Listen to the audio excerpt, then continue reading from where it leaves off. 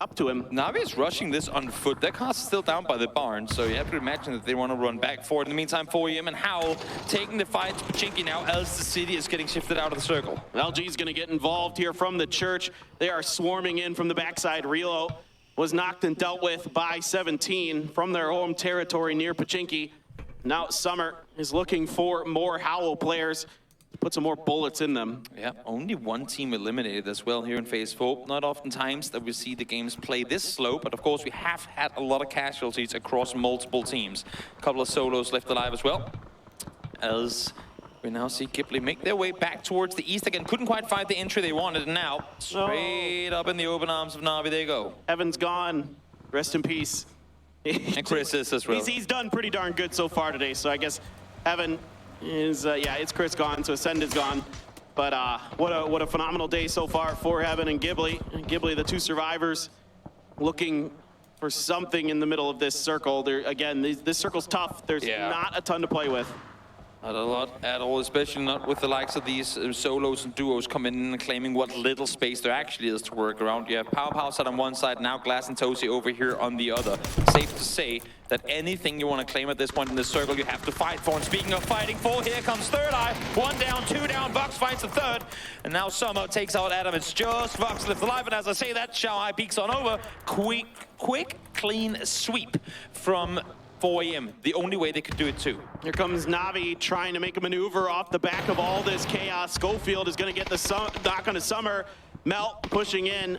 Around the corner is Example and Alia, but they're taking damage in the back. I think that's LG shooting them. Navi is falling apart and they are just gone. And this is huge. I mean, it all comes off of the fight with 4.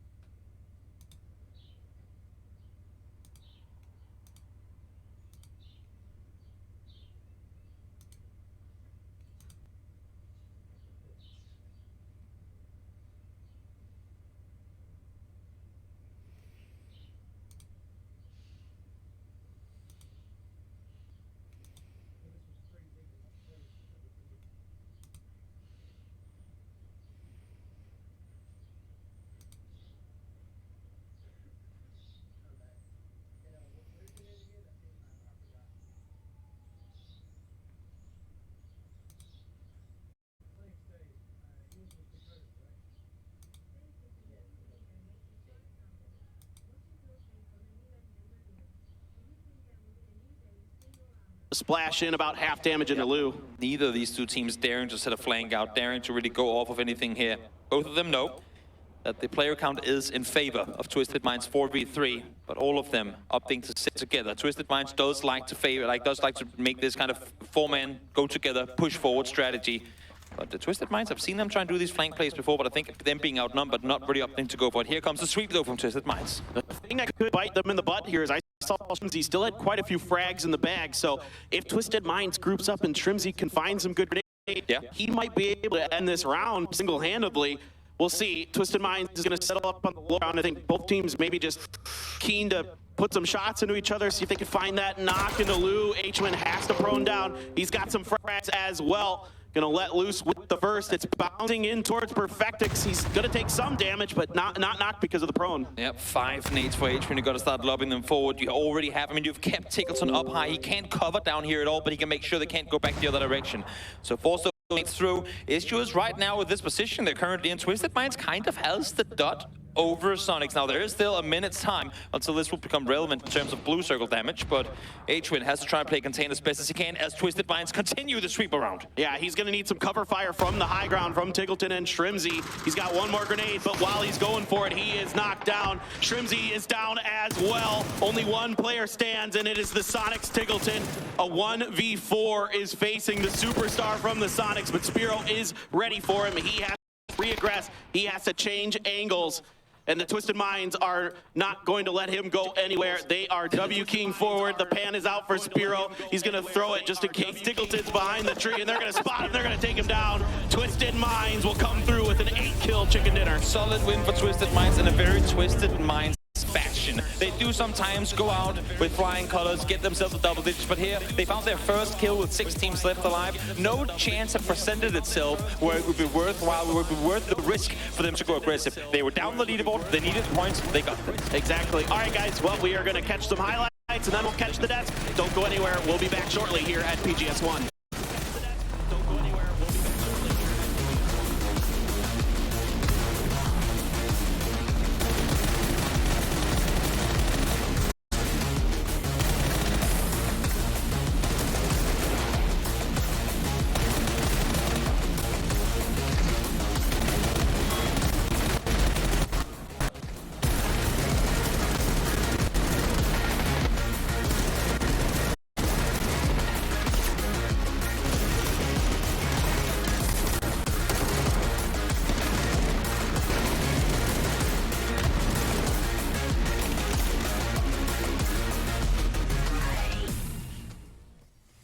It's a chicken dinner for Twisted Minds as they showcase their big brains and what may be the closest thing we've had to a chess match at this event so far. Sonics versus Twisted Minds in that end game was, there was a point where I thought it was over. Twisted Minds had 2 down when they finished off. I think it was Cerberus went out in third. Yeah.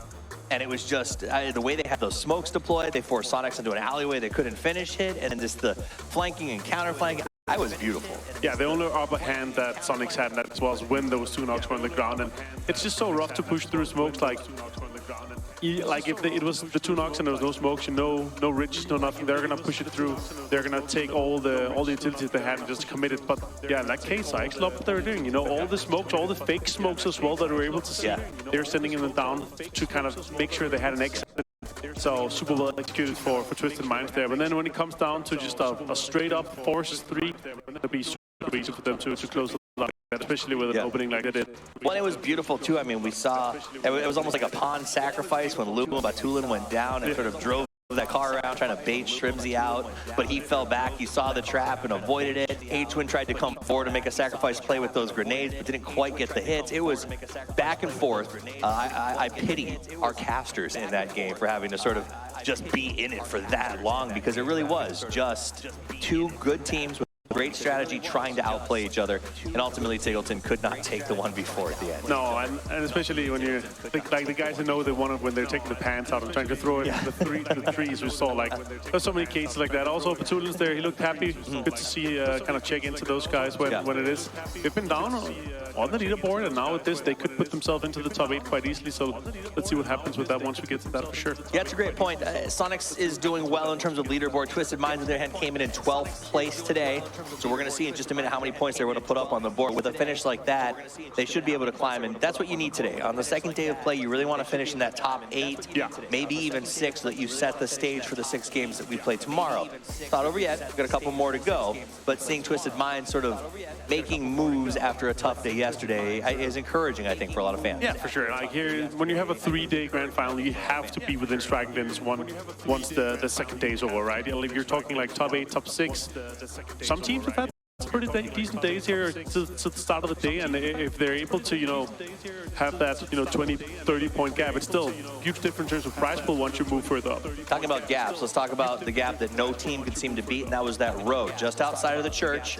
Not a lot of options. 17 was in the warehouse. We saw Ghibli show up there. We saw literally everybody.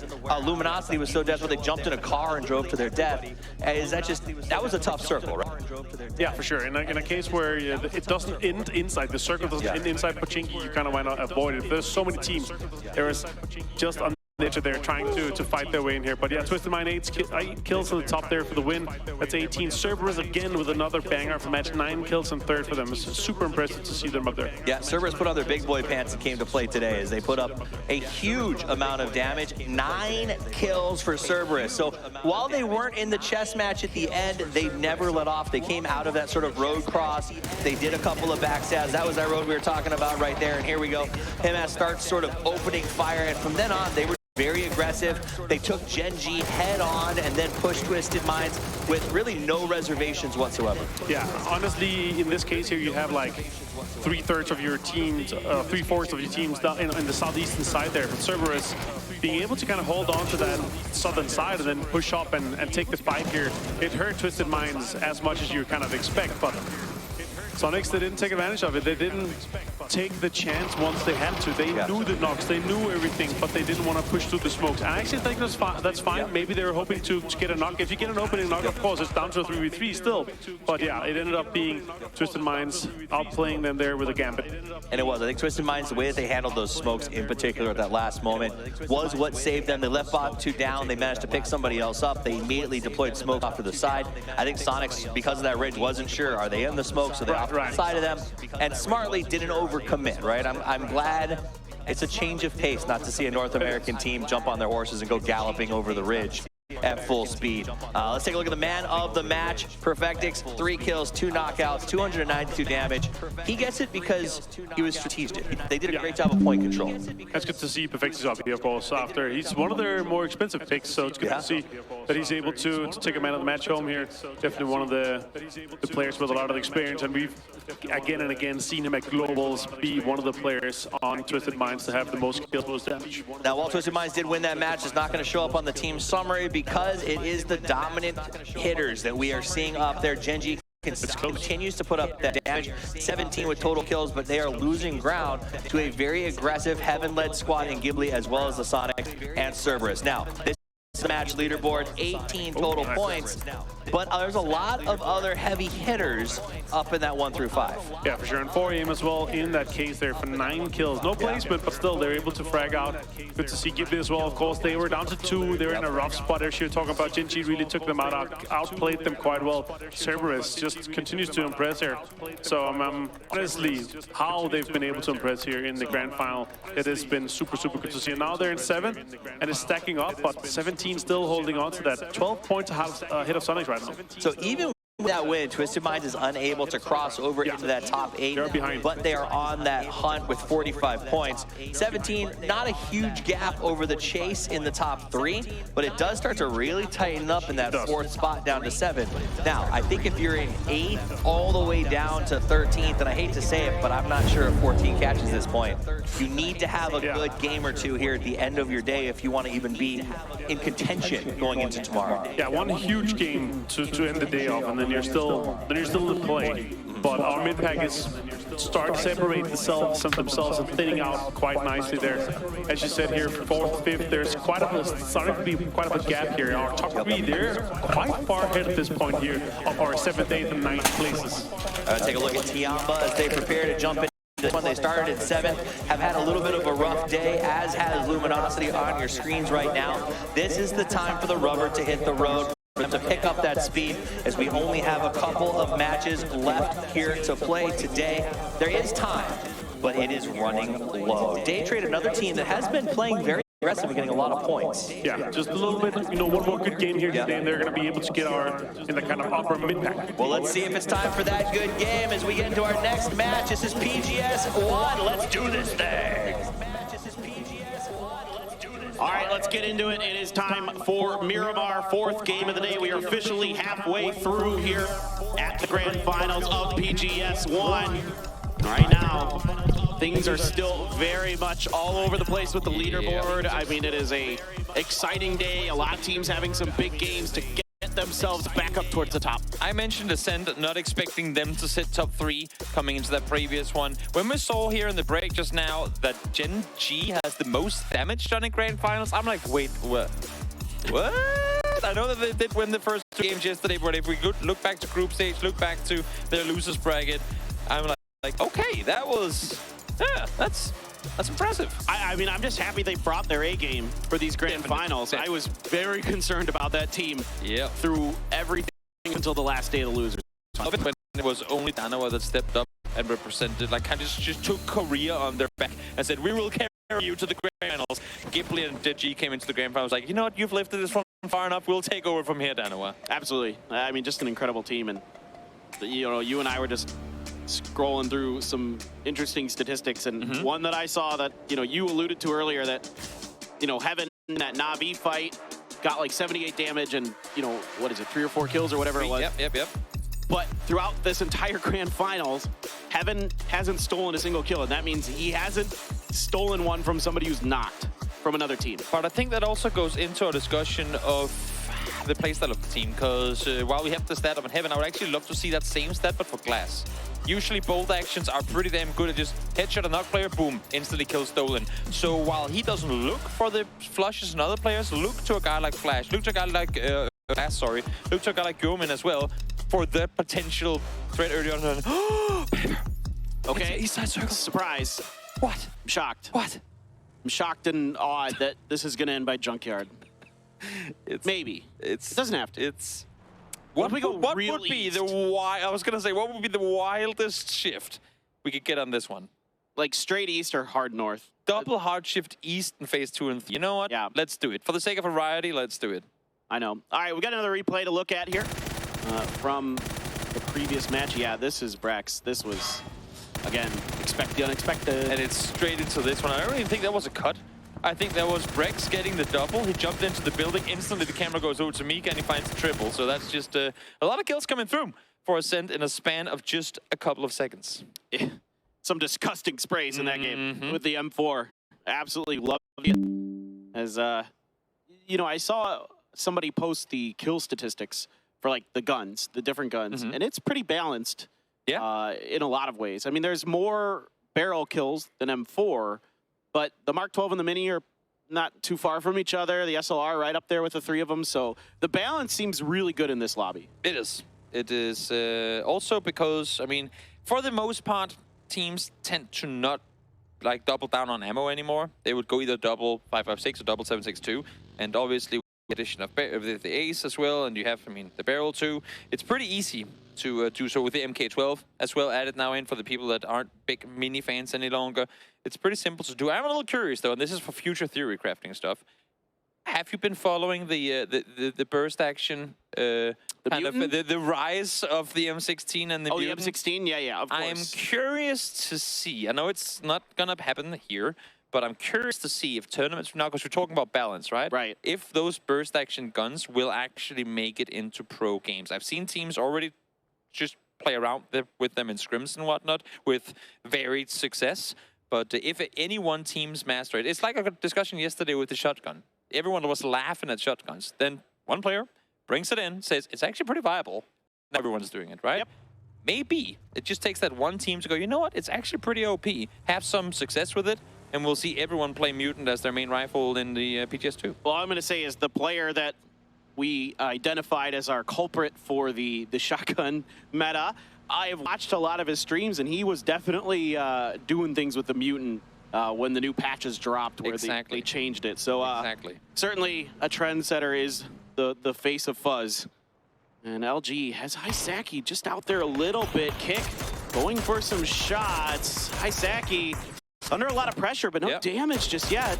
No damage, but at least Cerber is now well aware that Luminosity has at least 2 players in this position. It's always interesting to see how Luminosity opts to split out of Junkyard, because of course you want to maintain control of the Junkyard proper, but which positions do you prioritize outside of those? Yesterday, we saw them play down into the Saloon. We've seen them play out the west side as well, and now we have Flood and Kickstart up on the eastern side of that Junkyard Valley. So trying a little bit different things, a little bit of variation to, I guess, remain unpredictable.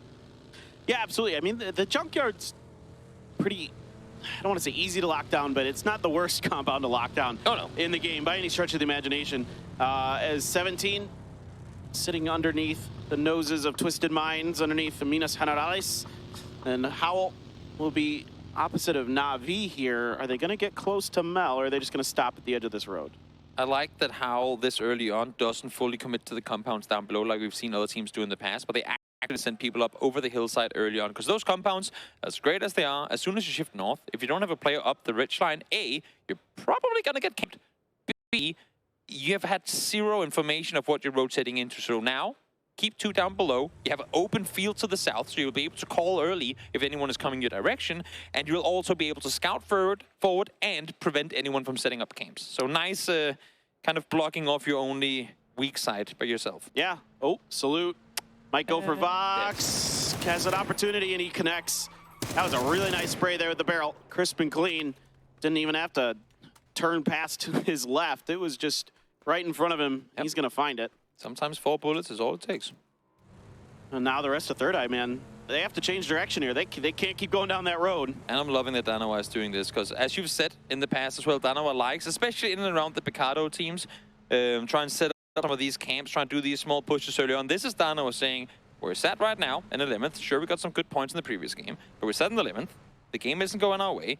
How about if we can start off every game with a point that costs us literally nothing in terms of risk? How about if you just slowly, 1 minute after another, can play into it with a little more confidence? Ooh, we got a kill early. It was easy, but it was a kill.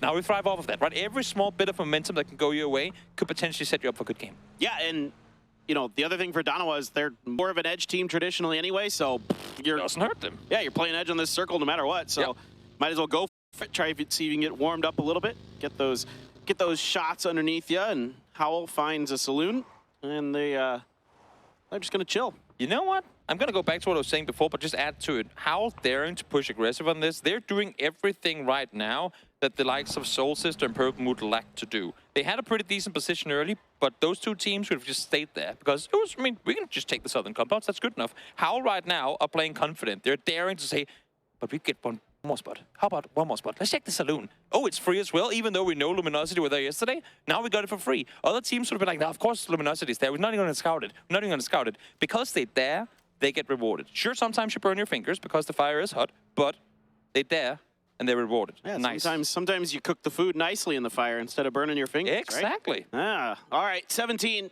is above Twisted Minds on the plateaus to the north of Minas Generales.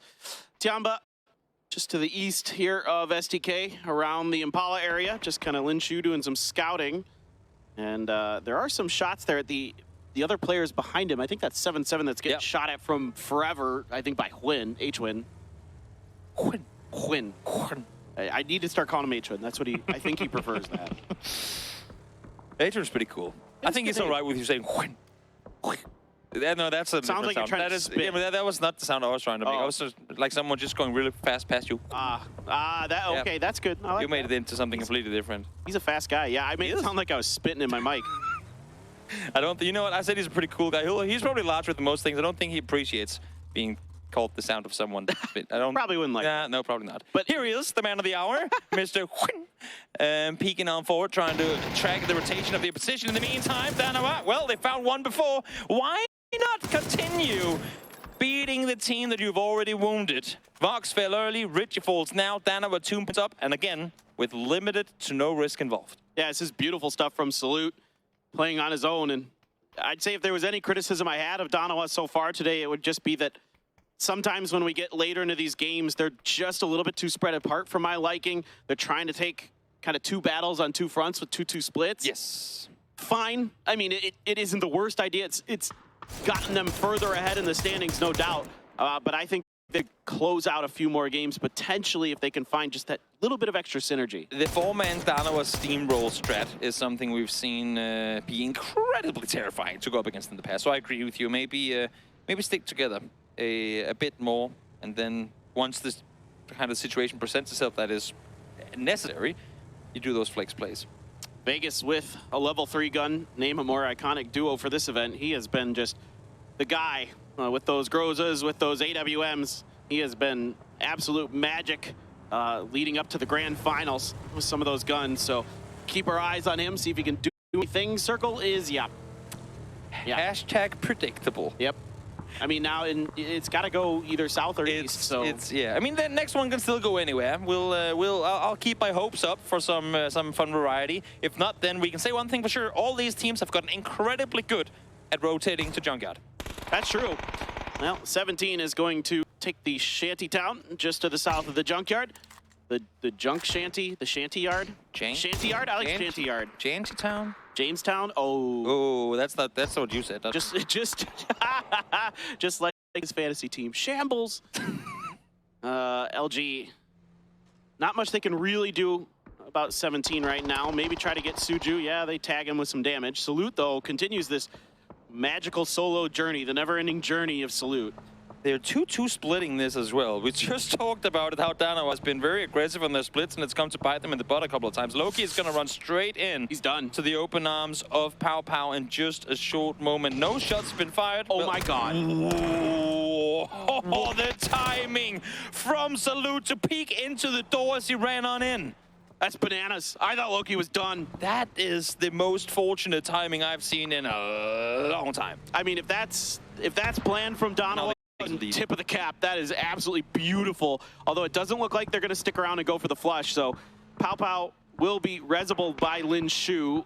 Salute taking some damage from, I believe that's Na'Vi. You know what? I love to credit Donowa for absolutely amazing plays, but that was absurdly lucky. He was repositioning his vehicle. Salute goes, oh, is there anything I can help with? Oh my God, there's a guy behind you. Shoots him. They get to leave. And you can see in the speed they were leaving too, they wanted that position. They get to live with this guy. Yeah, well, Long Skirt has 2 members of Third Eye. Oldless getting close. I think undetected here by Long Skirt. Adam is going to be keeping Tianba busy. Oldless trying to take that moment to strike, but Long Skirt is just faster. A grenade as well will get the knock onto Oldless, and Adam out in the open has to get in the vehicle and leave. There is nothing he can do to save his teammate. Third Eye heard those shots fired and saw the knock on the kill feed too. I'm not sure exactly what they were expecting to accomplish by wrapping down in this direction. Even saw, I would assume, seeing the vehicles leave. But of course, it's always easy for us with the eye in the sky, vision of all teams around us.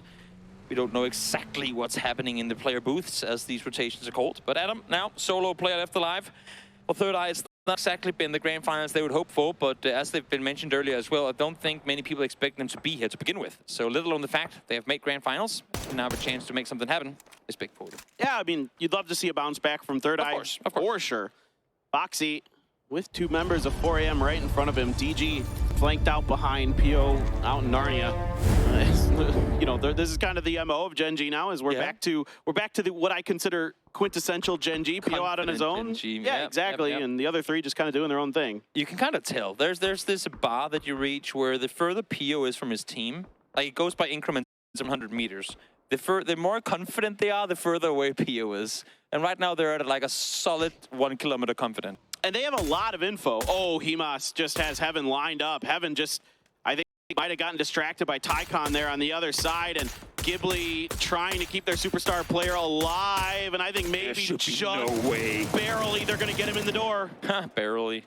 Get it? Yeah, that's good jokes. Good jokes. I did like the bait, though. You can see Tycon actually did bait the attention. He shot twice, forced Heaven to peek for a second. Himas shot from the other side, so they knew there were people down there, wanted to get the kill. I think Himas is going to be a little bummed out he didn't take out Heaven, because of all players on the server, you don't want to have a live next to you these days. Heaven is playing pretty well right now, and you don't get 2 minutes of killing him. And phase 3 already removing a lot of their land ratio terrain down to the southeast. And Donovan is going to find a spot on the edge. You do have Day Trade fanned out on the edges of Canales, maybe vying for that position. We'll see. Ascend swinging around Howl right now, trying to find this saloon, and they do.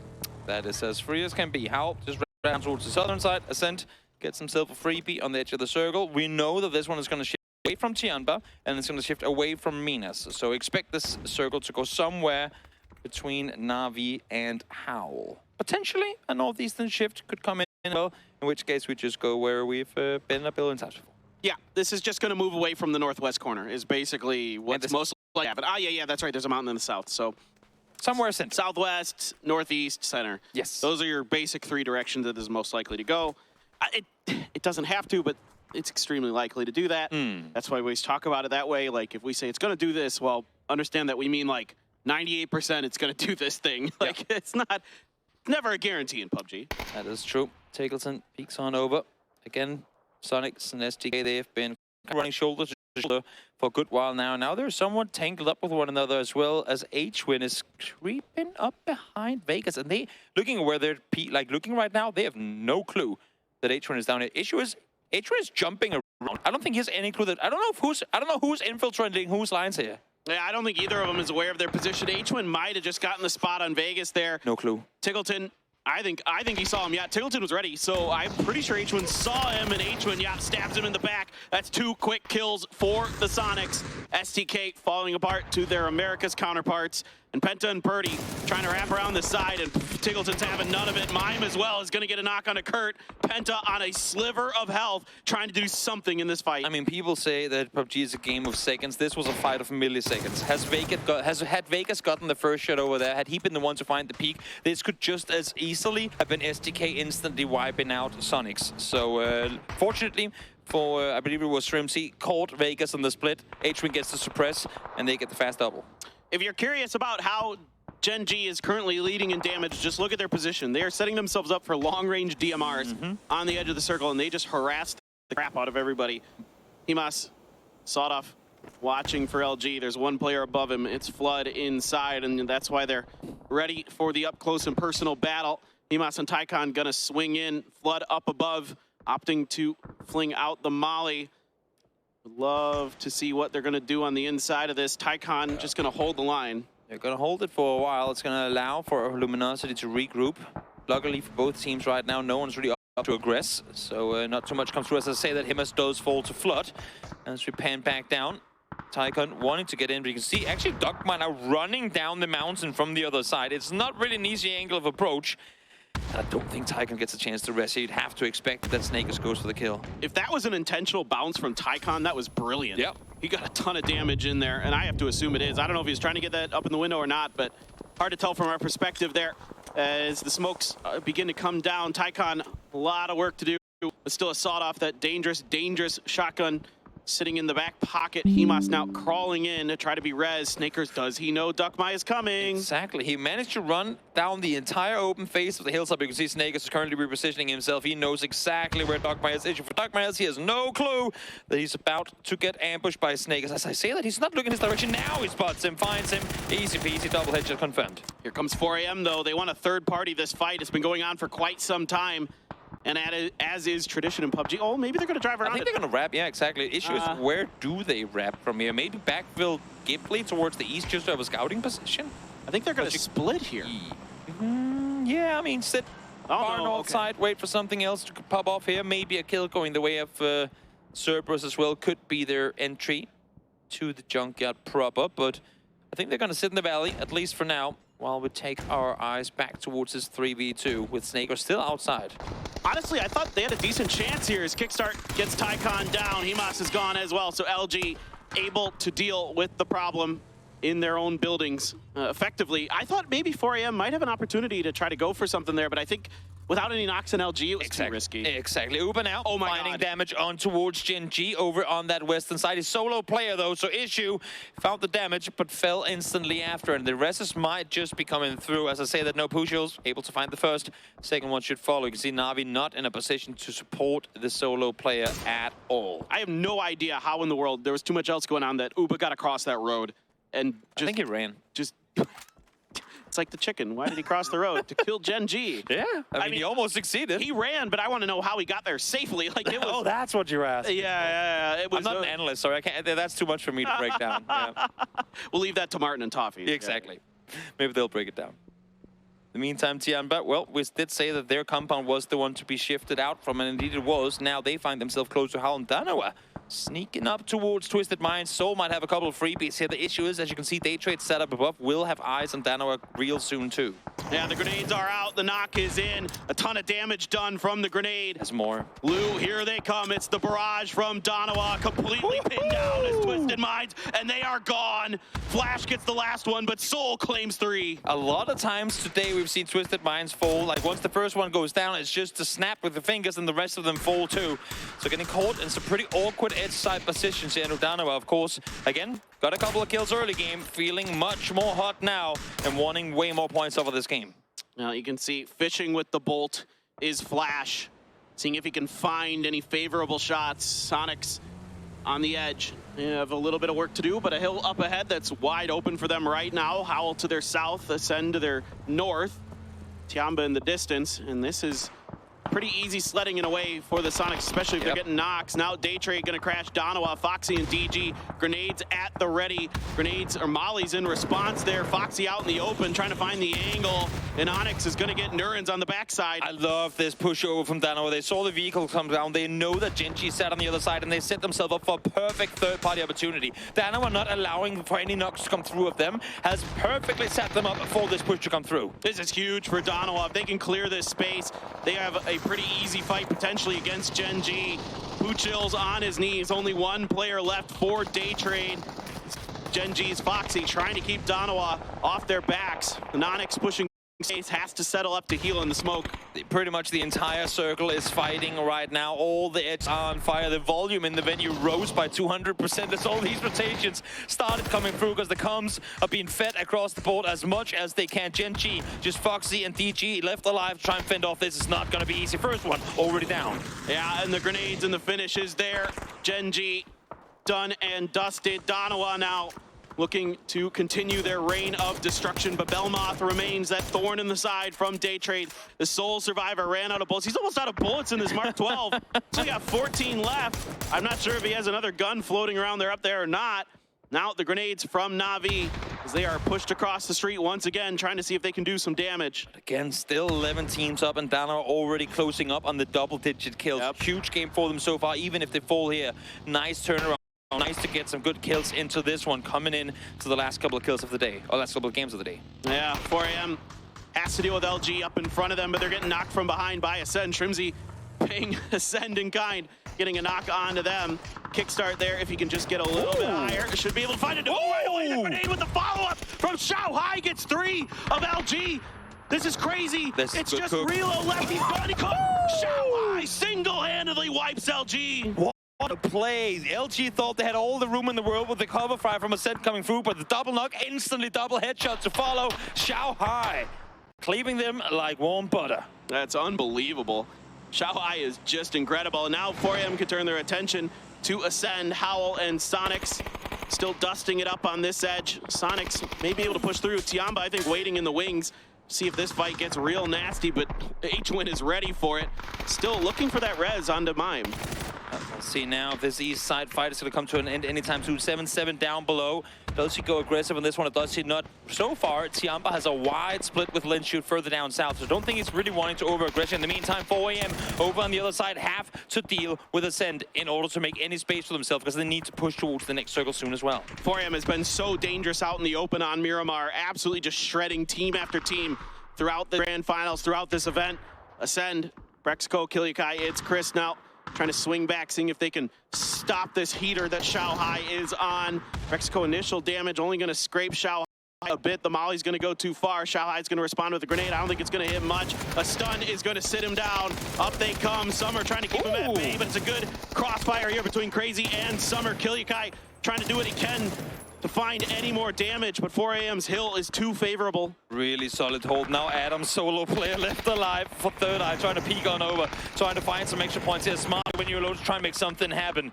We'll see now as those fall, as Adam actually is going to be the one to find the last. We saw Mime find a double just before as we hop over to the fight between Sonics and Howl. Oh, H-Win just gets sat down by Ruin. They were not expecting him to come in from this flank. Now they are aware. Shrimzy with a Groza, trying to see if he can stop this Howl run. Mime now just going to be picked up and brought back. Tiggleton left on this rock to hold point. Yeah, trying to run back for the safety. Not going to happen. Ruin finds the double once more. What one player did to Sonics. That's ruined a lot of it coming through. Xiaobei does find damage on the other side as Danoa falls now. I think ruined. He's running into. Is he taking a car? Sure is. Where are you gonna go though? He's insane. Where are you gonna drive? I don't know, somewhere. Right towards Adam from Third Eye, maybe? Yeah, I mean, there's a tip to be played right here, and that's exactly what he's going for. We saw FaZe in the losers bracket try and commit to this one too, but Nates came in and they went down. We'll see how long Ruin can make this his home. Yeah, well, I mean, to get here, no easy feat for Ruin, so credit where credit's due. Oh yeah. He just destroyed Sonic's chances at maybe getting pretty deep into this game. Seen a couple of these individual plays that have been absolutely nuts this game. Shao Hai already dead, but Crazy and Summer, no slouches. 4 kills between the two of them. Summer is going to send some shots into 17, but 17 sitting up on the north, sitting pretty. Have barely been forced to fight close at all this game. Already sat 12 points ahead of second place. 17 is looking to get a real good game here. Let's see where the next circle takes us. Does it favor our current first place team, or does it shift down towards the south? Nope. Up towards north. All right. Okay. Well, I mean, 17. Certainly it's seeming like day 2 is their day.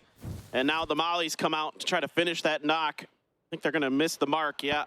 One short, one to the left. Stuns. Oh, they got the angle. Suju gets a re-knock. Summer, though, good for one. Can he find any more? He is on his last legs. Xiaobei pushing around the corner. Yeah, Shouty D is going to get it. And 17 has done a nice job here to clear their side. And look at the amount of control they have. Little Ghost is playing contain onto Navi. Xiao Wu's up on the other side, containing both Adam and Tianba. Huge setup here for 17, and they might just be able to run Suju back down towards the compound and actually get the rest. What I'm worried about here for 17 is that Navi is taking the high ground around this western angle and could really make their lives difficult. Lil Ghost kind of out the open there if Navi gets down on top of him. You know, you do have Shouty D for the cross, but maybe Tianba might take that opportunity to take him down. They need to find some level of control over one, either the west or the east side. Yeah, that's agreed, and I think that's the call right there. You can see we're running back down towards the compound.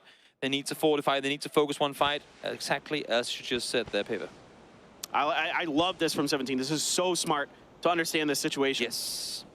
They know that they have to fight their way out of it eventually. They got to take a fight early, and they know, like, they realize that Navi's position is much stronger than the East, and they know that Adam is still alive as well because he stole one of their kills just before. So let them deal with the solo. On one side, we'll take the fight to Navi in the meanwhile. All right, well, Adam has to sit in the car because it's burning on the ground. Him. Here comes this big fight between Navi and Decider. Alia gets the opener with the grenade. Lil Ghost responds right away. Example, good for the headshot onto Lil Ghost, though. They're pushing on the back here, trying to see what they can do. They're all grouped up. 17 might just go down, and Navi is going to wipe out the top team. What a funnel play. The way that they fall back, they don't go straight back along the edge of blue. They fall further inside the circle, pretty much forcing all of the team of 17 to wrap down the other way. 7-7, pretty clean cut onto Adam there now. 2v2 Na'Vi versus Tianba. Huge fight coming up for both of these teams. Na'Vi wanting to maybe get back up towards that top spot, reclaim their throne. Tianba here looking to turn around what has been a downward slide for them throughout the day. Who better than Pow Pow and 7-7 to try and pull that off? Pow Pow, we've seen in these clutch moments pull off amazing plays. 7-7 has done the same. Not to take anything away from Longsker, but in terms of players you didn't expect to see that from Pow Pow, really has delivered. Yeah. And let's see how this one shakes out. Melon example just trying to get a read on Tianba's positions. Tianba, Pow Pow flanks out. Phase 8 shifts down to the southwest in Navi's favor. Also, big kudos to Tianba. The team that have played this circle in furthest from the south have played phenomenally. They went out from the southern compound, took the fight to Howl, forced them back, swept up on Sonics as well to make their way into a top 2. Very rare that you see the team further south in these circles come out victorious. The opening salvo is going to do a little bit of damage to both teams, but nobody really feels just yet. Pubg, this vehicle is going to blow up very quickly once it takes a little bit more damage. Let's see how long it's able to last. Actually, it's kind of is he pulling up? He's got it. He's snuck underneath their noses. Navi's just like, nope, we're not going to deal with this right now. If Pubg is on this side, they have full control of circle center. 7-7 has to play contain, though. He has to be the over-the-shoulder protector. He has to see Mel on this push forward, but he's smoking himself off, forcing this 1v1, but no, great timing. Pubg forced the fight early, damage done. 7-7 peeks up, Melman down. It's a bait and switch here for Tianba. Example now trying to wrap around. Doesn't feel like he has much hope of getting to Mel just yet. Maybe if he can cut off 7-7 coming up the hill, he might be able to finish the job, but there are stuns in hand here. 4-7-7, but Example catches him off guard, gets the kill. It's a proper 1v1. Pubg versus Example right now. Pubg going to be watching up at the hill. Going to see the head there is Example, but Pubg doesn't like it. He's going to back off. Pubg doesn't have a helmet left either. He might just be running back down towards the corpses down below, see if he can find a helmet, swing back up. Issue is, if he runs off now, he loses all control of where Example is positioned. Example has a lot of smokes to work with. Only one smoke here for Pubg. Other than that, things about even. The difference maker could be the barrel versus the M4. We'll see. Pubg now starting to swing out. He's going to see Example. If he can just get the spray under control, he's got the win. But no, Example spots him in return. Damage done to Pubg. Waited just a little bit too long there. Trying to peek on over now. We'll see if Pubg can get his shot coming through again. Does find the helmet. This is huge for Pubg. He ran back down the hillside to get his level 2 helmet on. Level 3 on Example as the reses, or as the heals come through once more. I like the idea of the flank around from Pubg, but damage hasn't come through fast enough for him to solidify the position. This is a drawn-out fight, a tense one. Both of these players nervous, sweating, I'm sure, but a lot of damage done to Pubg, and I believe it is going to be Navi's Example clutching the win. What a game, what a finish. Again, such a brave play from Pubg to try and make the sweep around. He knew he had the damage onto Example to try and make the, but he needed to find the kill fast. Example had the ruck, all Pubg had was the blue on his back. What a game here from Navi, tenacious throughout, doing a ton of damage to a couple different teams and then coming through in the end. But guys, some highlights, the desk, and then we got a break, so don't go anywhere. Still 2 games to go.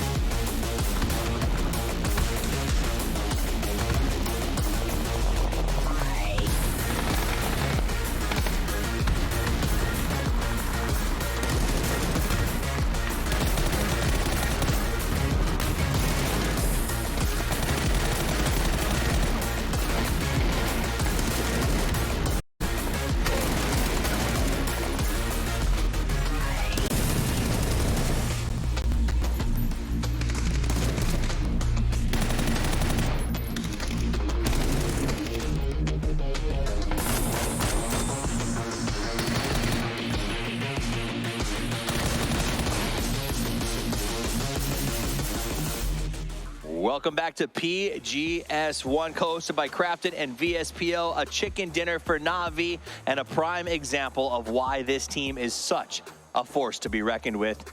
Now that was an endgame, Martin.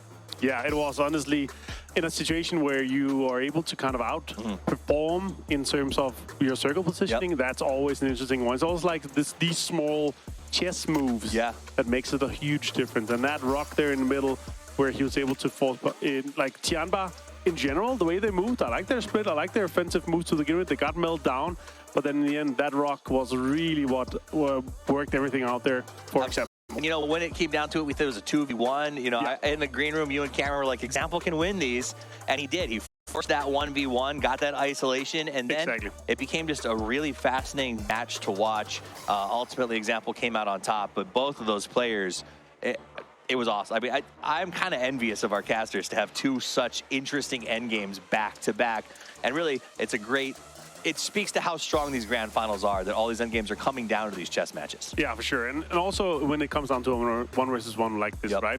Always an interesting one. Of course, the 3 versus 4 was also super interesting, but still here, where it's like small tabs, headshots, you know, and also utility that comes into a huge effect here, of course.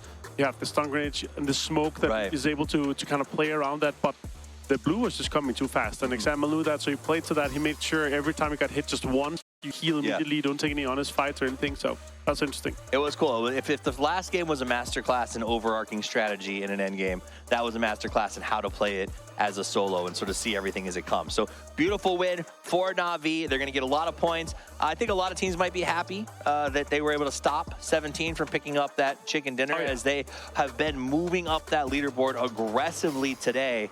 Honestly, when I saw that last circle where 17's position was, in the green one, I was like, is this our PGS1 champion? Because these guys seem like they're not slow down anytime soon. If they're able to close that game out, it could very well been like already looking at it like we don't have that many games to go, and if they're able to, you know, do something like 30 points on top of second place, then it'd been huge. But they still got 6 kills and fourth place, but Na'Vi, they managed to come out on top here with 6 kills too, and first. That's 16 points for them. Tianba also a fantastic showing for them here. That's going to be 13 points for them.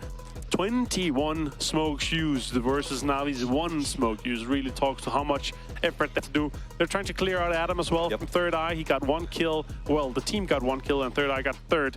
So also some points going their way. Well-needed points for sure. You know, yes, well-needed points. I'm not sure what the climb looks like, his options. We'll see that in the leaderboard in just a little while. Let's catch up to the end of that match with the recap. Howl Esports does manage to get to 6th place. Again, they keep finding themselves in these sort of top 7 positions, getting points here and there, but they're not doing what our top teams are. When they get to this final 5, they're picking up their aggression. They're getting really fast moving. And here you see 17 and Na'Vi. Na'Vi had to clear 17 before they could even think of facing Tianba. And they really did it in style. And Na'Vi, once they go to these fights, it's just ridiculous how strong they are. Such a strong, clean fight from them there. Even in a situation where 17 Gaming is pushing in, they're coming in with utility, they're getting a knock there in the opening, there are 2 trim, but also here, of course, coming down to the very last fight. I'm a bit impressed with Pubg from Tianba, but Tianba, they're not able to close this one out here. The positioning is just too strong from example here, having the circle benefit. Yeah, you know 7-7 would have liked to have been a little bit closer when it came down to that 2v1, but he didn't. Again, it wasn't his fault. He was holding the off angle from the previous fight and was just hustling to try to close that gap before he got caught. He got the opening on Millman, all right, and then you're putting in a 2 versus 1. That's where you really need to get together. And you also saw he was trying to run there, but example had a pretty good spot at the off-angle position. Let's look at the MVP. It's very likely to be Example for this one. Yeah, it is 661 damage as we're talking about 5 knockouts. Absolutely. Huge one for them here. He deserves it, though I will say, and shockingly to me, he got a little bit of help from what seemed like hesitation from Pau at the end. We saw him with that 3x. He got a spot on Example before he saw him. Now, granted, he pulled the trigger and Example turned and flicked insanely fast. But you can't help but wonder if maybe that first shot had landed, or if he had pulled it a little bit sooner, would have been a different game. A stronger spray there, like a double headshot with the 3x there, that could have been the difference maker. 17 though, still in the lead here, 8 kills on top of Sonic's 49. The Sonics though, they're able to get on top of the damage, finally taking that away. So obviously here in this case here, we're able to get a lot of teams with double digits. Danawa as well with 9 kills and 1 placement point. So it's good to see they're able to put on some points compared to what we've seen from them so far. Today has been really good for them. Yep, and we do see Ascend ended up in 10th place, but again, they knew they were out of placement. They went for some kills because of the location, got a couple points. Same with the Sonics, trying to find points where they can. Day trade, same idea. Let's take a look at the overall leaderboard as we go into our final 2 matches of today. There's still 6 to play tomorrow, but 17 is looking like a juggernaut with 95 points. Remember, they were able to get 4th place in that last game, so they just continue, no matter how it goes for them, to put points on the board. And I don't know, I mean, first off, I'm impressed to see Sonic so close to them. Remember, Sonic's left the drop spot, let 17 have it, and still is playing very well out of there. But 17 with Pachinki Picado, they just don't seem catchable. No, and also on top of this, there's also a little bit of another gap coming in here. Gen G down to Tianba is also 12 points. And then our mid pack is separating themselves from the top pack, right? And yeah, there's some teams that have the chance. You have to have a game if you're like 5th in the right now. You have to have a good game to catch the top. So obviously, you have to end the day strong. We have 2 more games here, and I'm really looking at some of the teams that are looking at that mid pack there. And if you're able to get, 1 more good game in, you're able to still be within striking distance off the top. It's okay to be in the mid pack, but you have to keep pace with the pace setters, and that's what the next 2 games are going to determine. Can you stay at the front, or do you fall off to the back? 2 games left to play. This is the PGS1 Grand Finals, co-hosted by Crafton and VSPO. Don't go anywhere. We'll be right back with more action.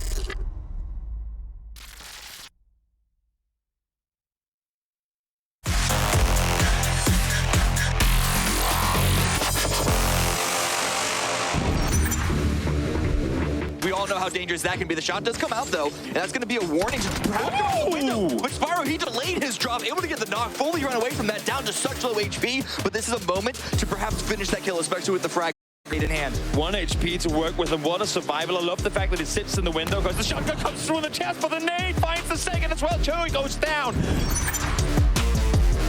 With full control of the hillside up above, shooting over the top, finds the first one. That is Pushil's down. Yeah, Tiggleton and company. Oh my God!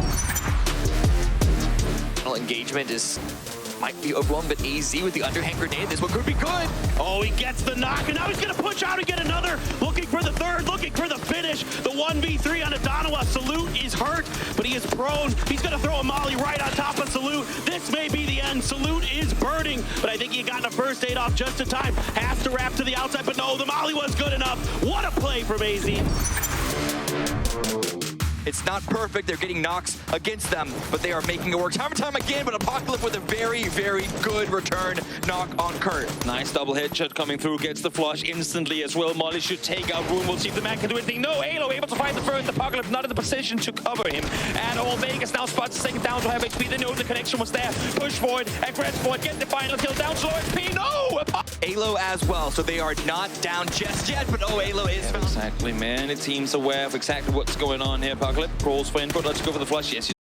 Again, first game of the series. It's only 12 matches total. You want to optimize the amount of points you can get here. Penta, Nate locked on out, doesn't find the first man, able to stay alive. Penta, though, take it down. Peaks the second time around. Apocalypse hits him. You've seen them cheekily pop up in some of these final moments, so not too bad to be able to get yourself a few points. There is a world where they make grand finals, and quite honestly,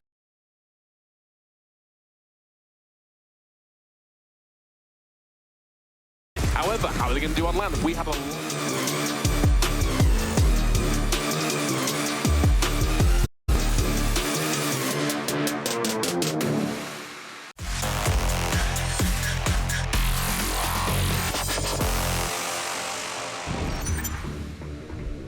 Savior's position in particular is really tricky for Ghibli.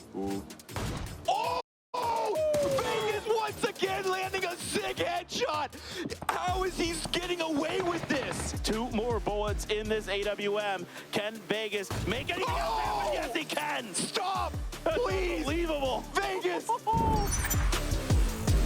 They're desperate to eat the points. They're set in 15th. There's Cumin with the first. Instantly, the flush to follow. As now Sinan tries to find another, but Cumin again finds the third as well. It's on now. It's on this maneuver for these teams to go out with a bang and not go out with the whip for the sense coming on in. Oldless with the grenade at the ready. It looks good. Oldless takes down 2 of New Happy.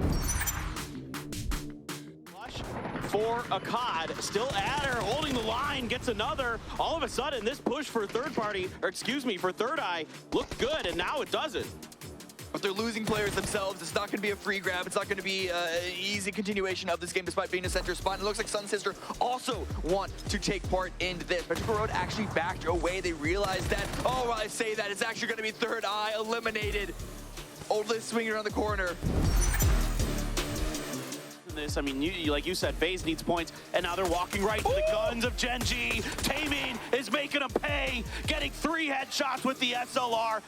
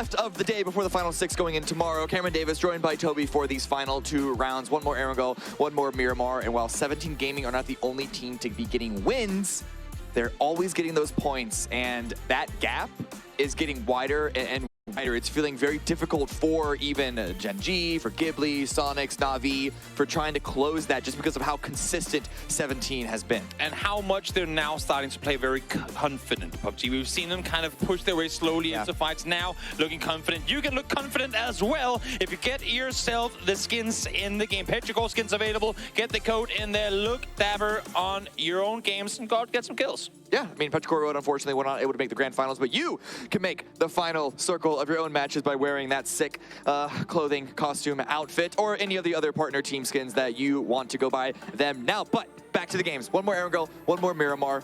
Do we think one of those teams outside of 17 is going to be able to really start to put a little more pressure and at the very least end today in a tighter race? Because if 17 start tomorrow with that big of a gap, you just know that they're going to have so much freedom to make ridiculous plays. I'd say Na'Vi is one of those teams, never count them out. They could go out 16th here with 0 kills. They could get 20 kill game. I cannot call that because Na'Vi has become unpredictable in that way. What I will say though is, and I said it in the end of last game too, Dano are now slowly starting to get some early games going their way. We saw how hot they were when they were hot, literally making the server look like fools. If they can go back to a good Erangel off of a pretty good Miramar they just had, they gunning their way straight up towards the top. Dano are hot, we're hot, the game is hot. We're gonna go into Erangel now, the last one of the day, to see who is going to take the penultimate chicken dinner of the night. Things are getting down to the wire. There is no more room left to play with here.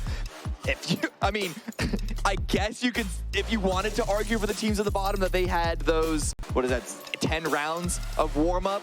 No more warm-up anymore. Yeah, please not. Especially not when the top teams are looking as good as they are. Had it been a super even race across the board with no one able to separate themselves yet, I'd say great. Now the warm-up is over. Now you get things going. But there are already teams that are looking unbeatable in individual matches. So by all stretch of the imagination, play as well as you can. Because if you don't, you're probably not going to win PGS1. Yeah, one thing to note is that while there is that pretty big separation from first to second with close to 20 points there, everything else is still looking pretty linear down the way, even though the bottom obviously is like a full quarter of the points that the top has.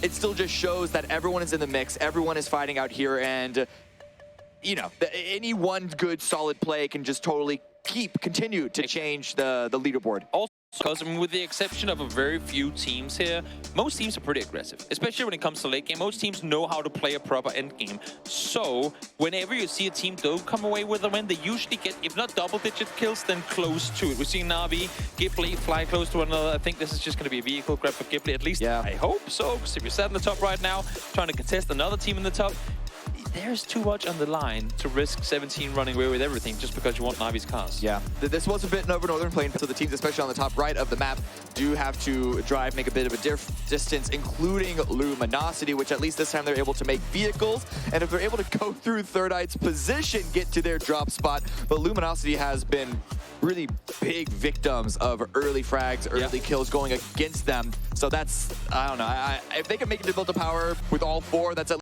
early advantage. But is that Third Eye chasing? I'm seeing them drive in behind them, but all of Luminosity is in the same car too, so I hope not. One thing that I will say though is, as much it's kind of ironic how as much as I'm going to stop my senses there because we will see a replay. So let's see what happens on our screen real quick. Oh, this Xiaohai play.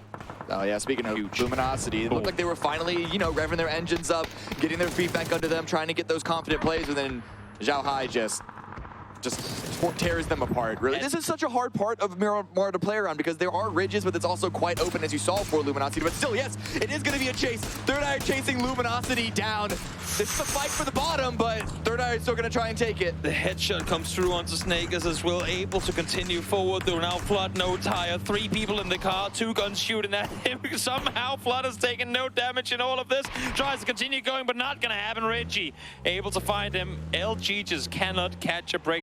It goes back to what I wanted to say coming into that. It's insane how they've been gifted every game in terms of first circles on Miramar, and on Erangel, at least they have had no luck. with the first circle shift. They've had to like either all drop or, as you see now, try and commit to multi-power, one player short, and know they're going to have to go mount like Everest at some point soon. It's not been an wrangle day for Luminosity. Yeah, it's the circles are the same situation with the plane path. Talking from the very beginning of this whole tournament, when it was difficult for them to get to their drop spots off the plane path. It's not an excuse to do poorly, but when you come off of a bad game and then you see the next plane path, or in this case, the next phase 1, it just makes it really hard to stop yourself from tilting. And then again, Flood goes down. These guys are veterans. They're definitely veterans, but even the most veteran player would struggle to not tilt with just the constant like paper cuts that Luminosity have been dealt. And that is where the legends separate themselves from what might be phenomenal players. The players that can kind of best the mental aspects of we're not supposed to be able to come back from this and actually manage to turn things around. There's 7 more games for Luminosity to play. Again, group stage, they won group stage. They only lost 1 player. That's why I'm trying to build into the hype thing for them, you know? Still got 7 games left. They won group stage. We saw how they just made a dumpster fire of every other team in the lobby throughout group stage. That Luminosity can still show up. Even with a player short, they can still show up, and they can still make it here in the final game and throughout all 6 games tomorrow. Yeah, you can never count Kickstart, Snakers, or even Relo out. They're just waiting for that pop-off game for them to get their confidence back. But let's focus on the rest of the lobby. Now we'll check back on in them once they finally make their way to the zone, because they're going to be arriving last, even later than Gen G, I imagine, who are perpetual, fashionably late rotators. Probably. In the meantime, we've seen Na'Vi rotate 17 doing the same thing. We did see just briefly Chris make his way up to the west side of South George. He still has Micah and Killiaka in Primorsk. And while I know that there's not really any teams on the west coast right now other than Ascent, it's still a little worrying that they're currently sat 4 miles apart.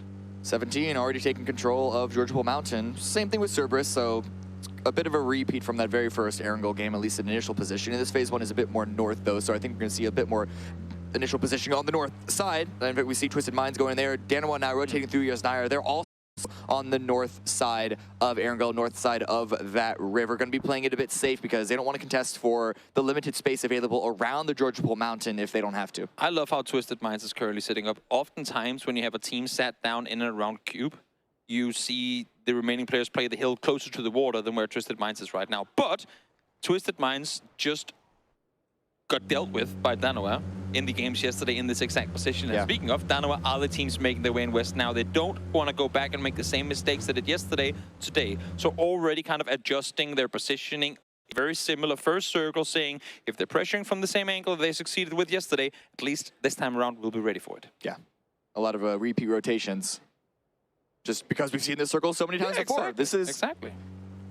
I mean, we've seen repeat circles before, never in this area in the past couple of events that I can recall. But it's all about sort of getting those reps in and recognizing patterns in your opponents. You can do as much preparation as you want, but those models in your head are always going to be changing throughout the event. And at this time, this is, what, day 9 of PGS 1, the 10 total days to play before you crown our champion. At this point, you know, patterns surely have emerged by now. Definitely. We saw Adam on our screen just before, and while Third Eye has had a difficult grand final so far, credit where credit's due, he salvaged a ton of points in that previous game. They took casualties from Dalma early on, and still Adam managed to make third, netting his team extra points. So good job on Adam to get something going for Third Eye where not a whole lot was. Problem is with Third Eye is that I think we've seen them salvage into a podium position a couple of times. I think actually they were up there on game 1 of today. But those are really the only points that they're getting. Yes. They're losing players, they're losing fights, and they can salvage a little bit, but they need to have those big games. They need to start winning those team fights. And now they're driving through a little bit of a split by Gen G. Not set up for defense here, so Pio's going to get into his vehicle ahead of time and try and drive away so he doesn't get caught off guard and potentially surrounded. That's still just the presence of another player in the area could throw Third Eye for a loop and cause them to slow down their own rotation. See Isaki catching Puchils, wrapping through. Doesn't want to take any early shots. Makes sense because he's isolated as well from his team. Snakers in the meantime trying to wrap on through. They've already lost 1 glass for the sake of the sanity of Luminosity. Please don't shoot. Thank you. Yeah, that would be the most tilting. Imagine just double headshotted out of the car. Well, we just can't catch any breaks today, can we? Basically. LG, I don't know if they would really catch them off guard, catch them by surprise. If Ghibli were still here, they're just going to be rotating through anyway. But Sonic's now trying to get a couple of strays on a rotating day trade. Flash drop very, very low. It's going to be a really nice knock from Shrimp. Like going to be a confirm. I don't see day trade really attempted to venture out there to go for the revive. It would be quite risky of one, but I think the smokes are being thrown by Belmont. And yeah, in the vehicle, but Shrimpsy's got the lineup. Yeah, they have push on the hillside too, and I think that's what's forcing Sonics to play from inside the buildings. For the most part, we are seeing the lasers come through from the hillside, as well as Cerberus, probably with 8Xs and DMRs, try to find damage down below. More smokes coming out. Daytrade really want to go and get this revive. And as you said, Pubg is going to be on that west angle, but we also saw a couple of shots come in from Cerberus. Yeah. So I don't know if those will be worth it, but I think with Sonics backing away from this, under the cover of H-Win, they're pulling up. They're stealing the spot, absolutely. They're seeing the split. This is a great read from Sonics as well. They saw the flashes, the smokes being thrown from Neurons. That's an easy call. There's just one guy here. He's throwing smokes to try and help out. If we commit to this one fast enough, we will have a good fight in our favor. Shots push the player to the top floor, and grenades are flying on in. Norns is on 20 HP. Another one comes in from Tig. Still can't quite find the knock. And at the very least, they try to get the revive. Yeah. Onto Flash in the middle of the field. But pressure onto Norns has gotten quite hectic. And now Shrimzy up on the second floor to watch the cross through those windows. Credit to Norns for buying his team time to get the rest, but can they come to his rescue now? He jumps out. Smokes do tend to kind of deny some audible cues. We'll see now if he gets seen. Spotted there by Mime.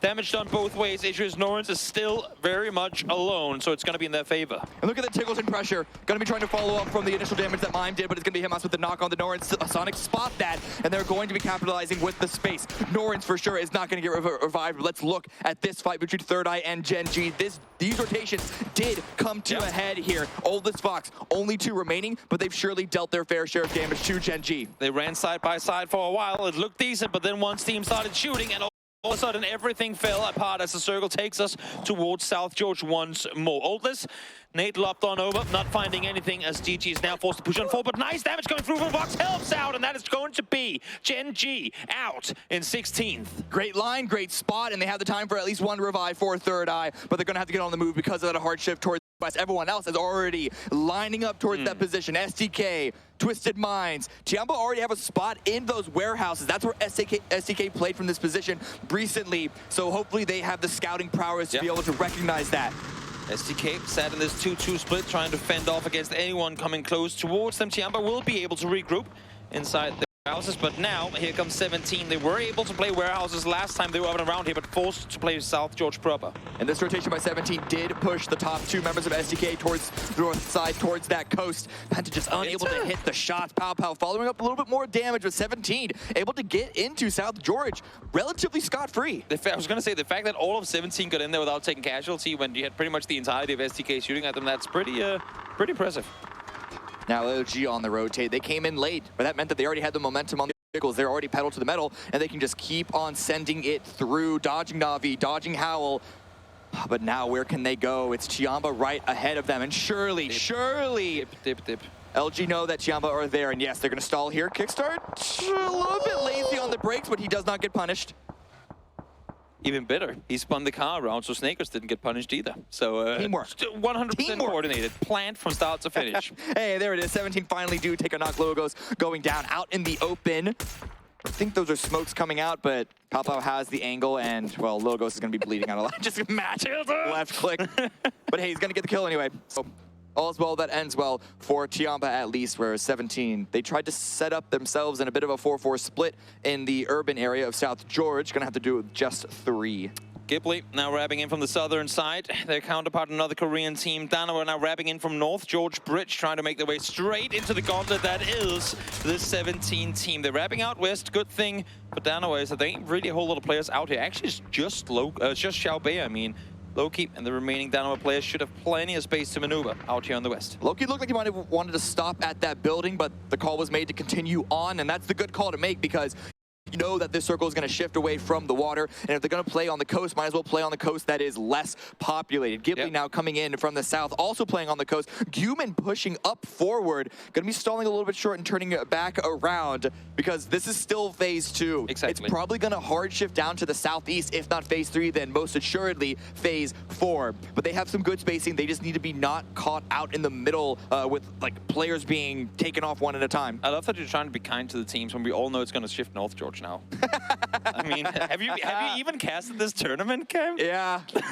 Yeah, that's a very, very fair call out.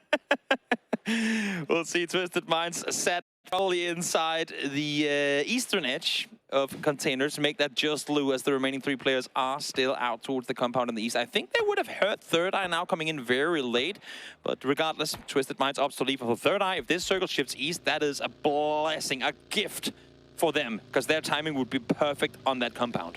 4 a.m. Filling up where 17 just left, and now the hard shift down to the south.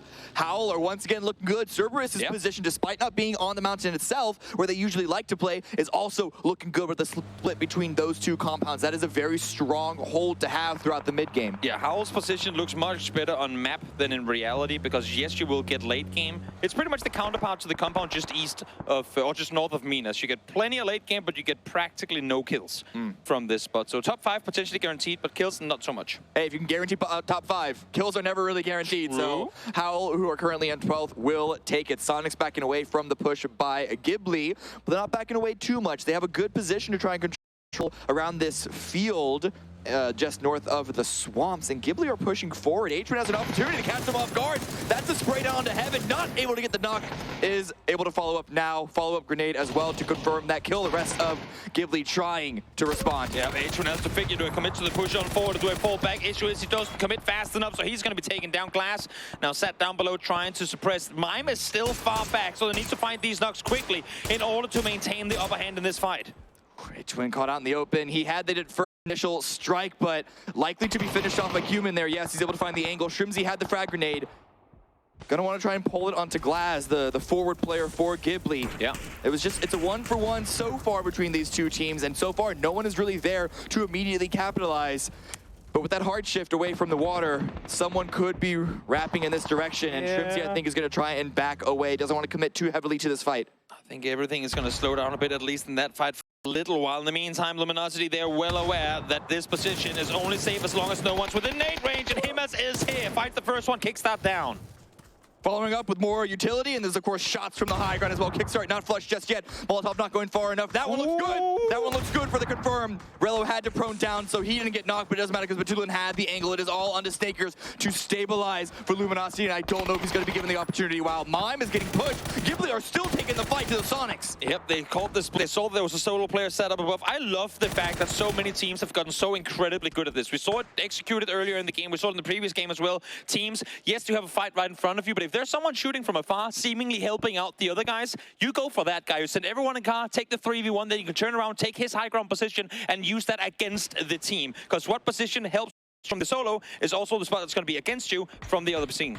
And at this point, everyone is still on the north side, so they had a lot of freedom to go for the push back here on Luminosity. Snake was able to get the revive on Durello, so they can still play as 2, but so many teams surrounding them, their worries are not nearly over just yet. Exactly. Now, as things cool down, just for a moment, everyone waiting to see that next circle pop. Well, where are we going? Water's already shifted out of, so there's no concern of that. Navi sat in the 2-way split southeast. They're waiting for it. Let's see if they get it. Well, as sure as be. Great for Cerberus, and very playable for these teams on the mountaintop. Unfortunately, Navi, 4 a.m., Twisted Minds, they're all so close to each other. Well, Navi has something to say about that. A great grenade from Mel to knock Summer down, and if 4 a.m. didn't Navi were here, they surely do now. Lou has another frag at the ready to try and respond. Navi is in a 2-2 split still, though, with the remaining 2 players in the compound down below, so I love the fact that they get the knock, peek over quickly. Is there anything we can get off it? No. Great. Fall back. Know your limits. This was theirs. Howell had a couple of third-party shots. It looked like Ghibli did as well. Luminosity still taking a lot of licks. Reload, no revive available for a second time in a row. It's just Snakers, too, as his namesake is. Try to snake it out, but that's a bit of a toesy spot. Flash gonna Not come us away from the angle, so perhaps Snakers can survive for now. But Third Eye defending against Na'Vi. Alia goes down to Odless. 5 kills for Third Eye so far this round, but they're going to need to continue to fight as they break in through the southeast edge. Exactly, Na'Vi. This was the worst case scenario for them. They get forced off of the hilltop position. Now their other spot they were going to run back to have been suppressed as well. Uber still unnoticed, I believe, trying to wait for the team to come down and help out, but there ain't really anyone around to help. Mr. Minds, great entries onto STK. Alo and Penta both down.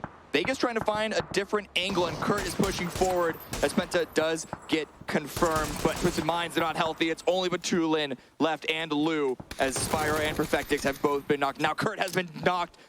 It's all falling apart for STK. It's all on to Vegas. What can the solo gunner do? Has saved a lot of games, salvaged a lot of points, but can he do it again?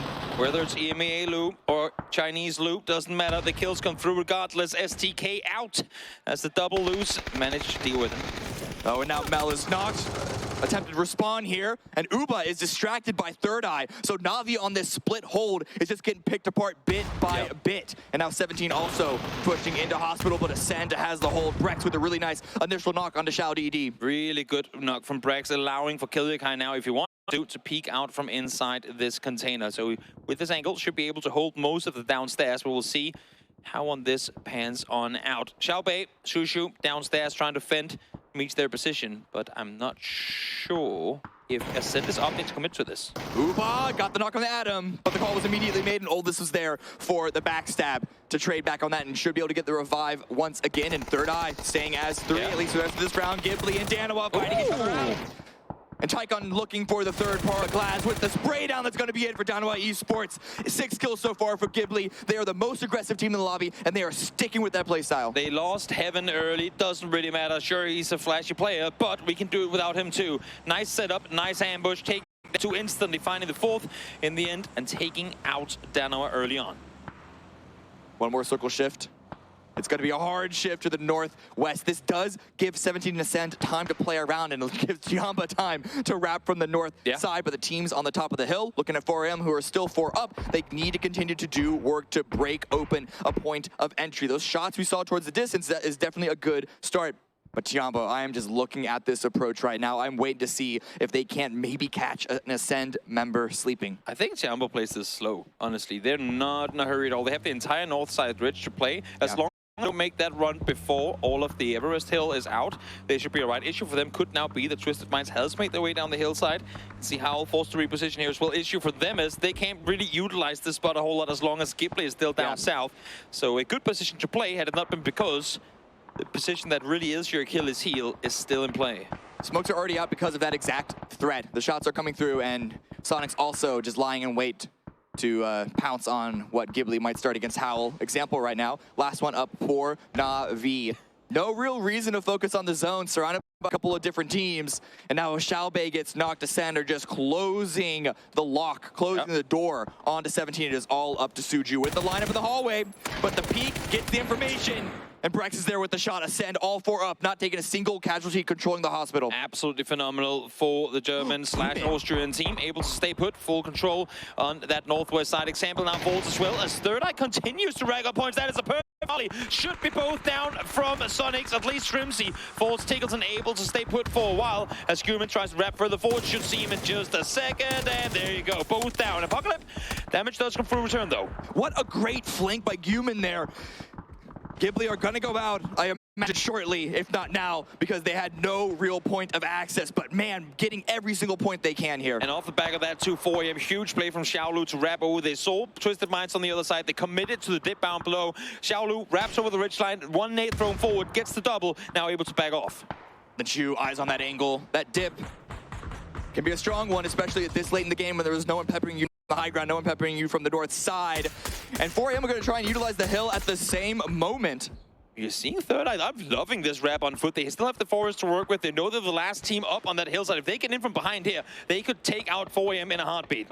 4AM are so focused on Tiamba, that might just be an opening for Third Eye to use, but with only 30 seconds left in the phase, they're probably going to stay put and not want to just rush into this engagement when it might not even be in the next zone. And besides, crazy, well, See, spots that is before it read. can happen. Listen, you're Or backfill, especially with a hard shift like this. But Third Eye, they are out in the open, making a move. Adam does go down. Smokes are dropped to keep Vox and Oldless alive. What an absolutely clutch read from Grace. Just 180 spins it, instantly locks him in. And just like that, the threat from behind taken out in an instant. Good points for Third Eye, good salvage, but now we're looking at the top 6 teams. Hard shift once again, south, mostly west, a little bit south, but no one is in the middle except for a single crate. Tiamba, 4AM, they need to take this fight, but look at Ascend. Now that Hospital is free, Hospital is theirs, they can take the hill to the east and have the high ground overlook. I'm looking at Daytrade right now. How eager are they to win this game? If they push up behind Ascent here, that would be huge. If Ascent takes a casualty and Daytrade just commits to the play with vehicles despite having the compound, that would be absolutely insane.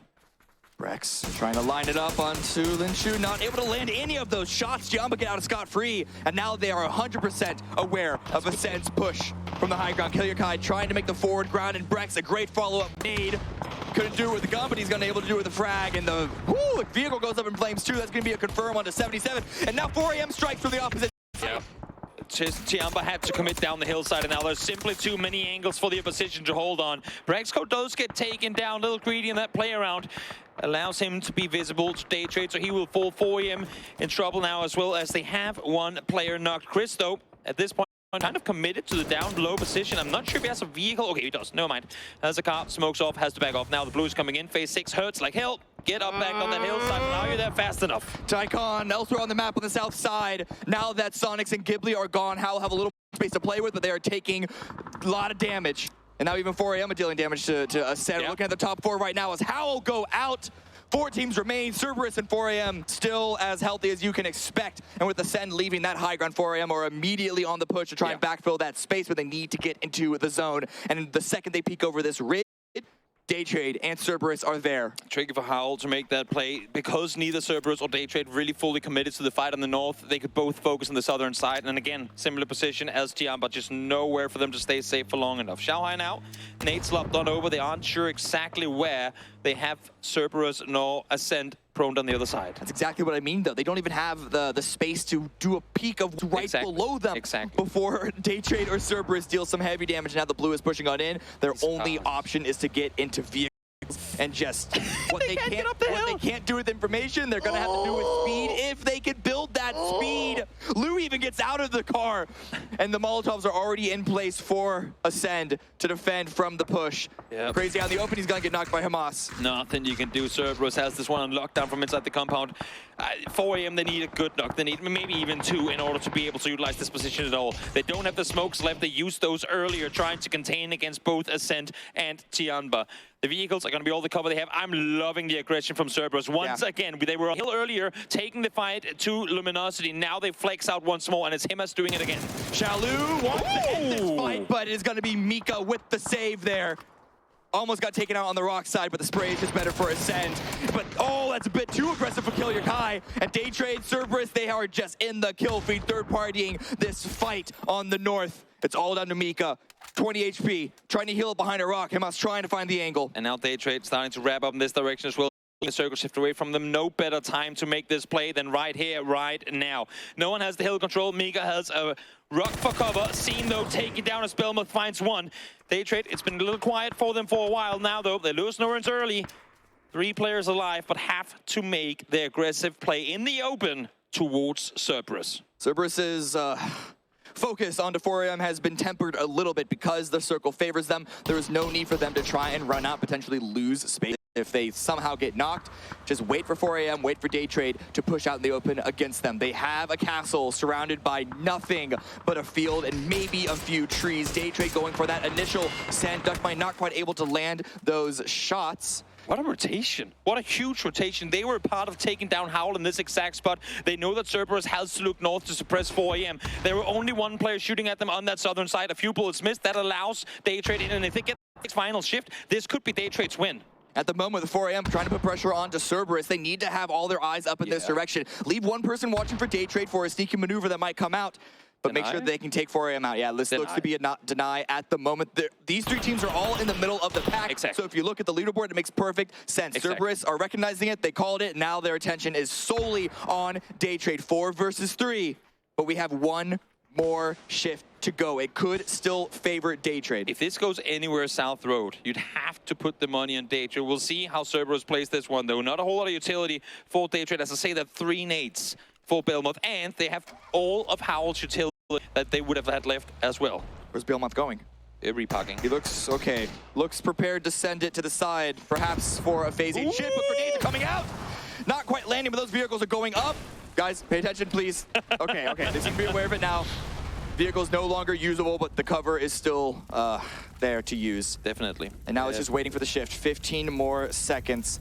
Keep peeking up every once in a while to make sure that Cerberus isn't going to be sending some secret special agent to try and pit under you, but do not get knocked here. Nope, and that's exactly it, right? Because even if they get a circle, if Cerberus finds a knock here, they might just full-on pull up on it. Like, spam them with nades, just make the full-on committed push on over. Let's see.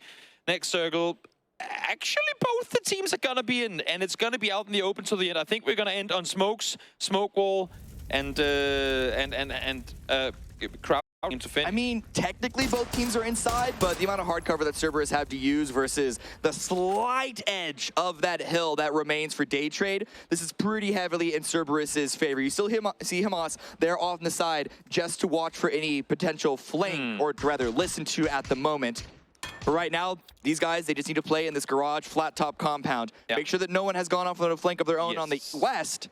But really, it's just a waiting game right now. Belmoth already in a vehicle. I wonder if this is going to be a send to that exact same rock that was being looked at. I love that I mean, it's APAC against APAC for the final game, for the second to final game here of day number 2 of the grand finals. They know how unpredictable each other can be. They have to look at everywhere, because who knows where that snake is? Who knows where that surprise player might be? We've seen both Day Trade and Cerberus pull off insane backstab victories in previous endgames. So I'm loving the fact that there's nothing taken for granted in this grand final. Look at them. They're looking in all directions. There might be a snake somewhere. We cannot leave anything unchecked. It's just waiting right now. Day trade. They're just staying in their singular position. And they're going to play for the run out in the open for both teams. If Day Trade can get someone to that dip, they can get someone to that dip, that could be a central position, central anchor to play on around. Yeah. They saw 2 vehicles. I mean, they rotated in 2 cars. So I hope, for the sake of Cerberus, that they're aware that there should be at least 2 people there. They're looking for the 3rd, though. Actively trying to see if someone has slipped their vision. Ooh. Nice hit just comes through from Belmoth. Damage done to helmets could prove kind of to be the winning helmet at an endgame. Smoke's out there ready for Day Trade. Not even going to try and play this peeking game right now. Haisaki already prepared for Cerberus, too, jumping on that fence. Now, Day Trade will have to leave first. You can already now see smokes are being deployed. They have a bit of a dip, and if they can get to that after Cerberus has to get off the roof, they shouldn't be able to see into it. We'll see now, Car. I'm thinking there that it is. Car goes straight to the dip. There's the car send. Got to get in position in that dip. That'll be the anchor. That'll be the winning play for Belmoth, and he's able to get there, not punished. Oh, the spray comes out on a half HP, but immediately prones down, so Belmoth is alive. That is step number 1. Yep. How do they get the rest of Day Trade to that position without getting torn apart? Now comes the smoke. Well, Himas, I think he's going to be the dedicated protector from up above. Nice headshot comes through, but one connected on him as well. Smokes are being deployed. It's going to be practically impossible to see anything in just a short moment. Ooh, Pushos needs to avoid. Managed to get around, doesn't take blue either. And look at Haisaki, not only was he in range with the Molotov, he is now on the road proned down. Tycon takes a bit of damage, forced to back away, but do they know of Haisaki's position? Hamas with a great angle to spray down, if only he can see through the side of that smoke. Frags are coming out across the way. They're so low on ammunition as well. Haisaki now spots Belmoth over the top. Huge play coming through from the flank player. The up-close threat. Flash, locked over. He needs to get him now. He's now there to fish. Sees him out in the open, first spray goes up, that's him, that's 1, it's all into Puchos. 1 versus 4, Haisaki has his name, he's able to get 1 knock with the trade, is immediately there. 9 kills for Cerberus. It was a slow finish, but they were able to secure it. But credit where all kinds of credit is due for Cerberus. Yes, the circles go their way, but there's only one way to come up victorious in a game like this from that compound. You have to be proactive. They took the fight to the hill early, they fell back and defended. They took the fight out in the open again against 4M, fell back, and here they push out against Day Trade as well. One more game of the day, and the second to last day of Grand Finals here at PGS1. One more break before we go to the desk. We'll see you in a bit.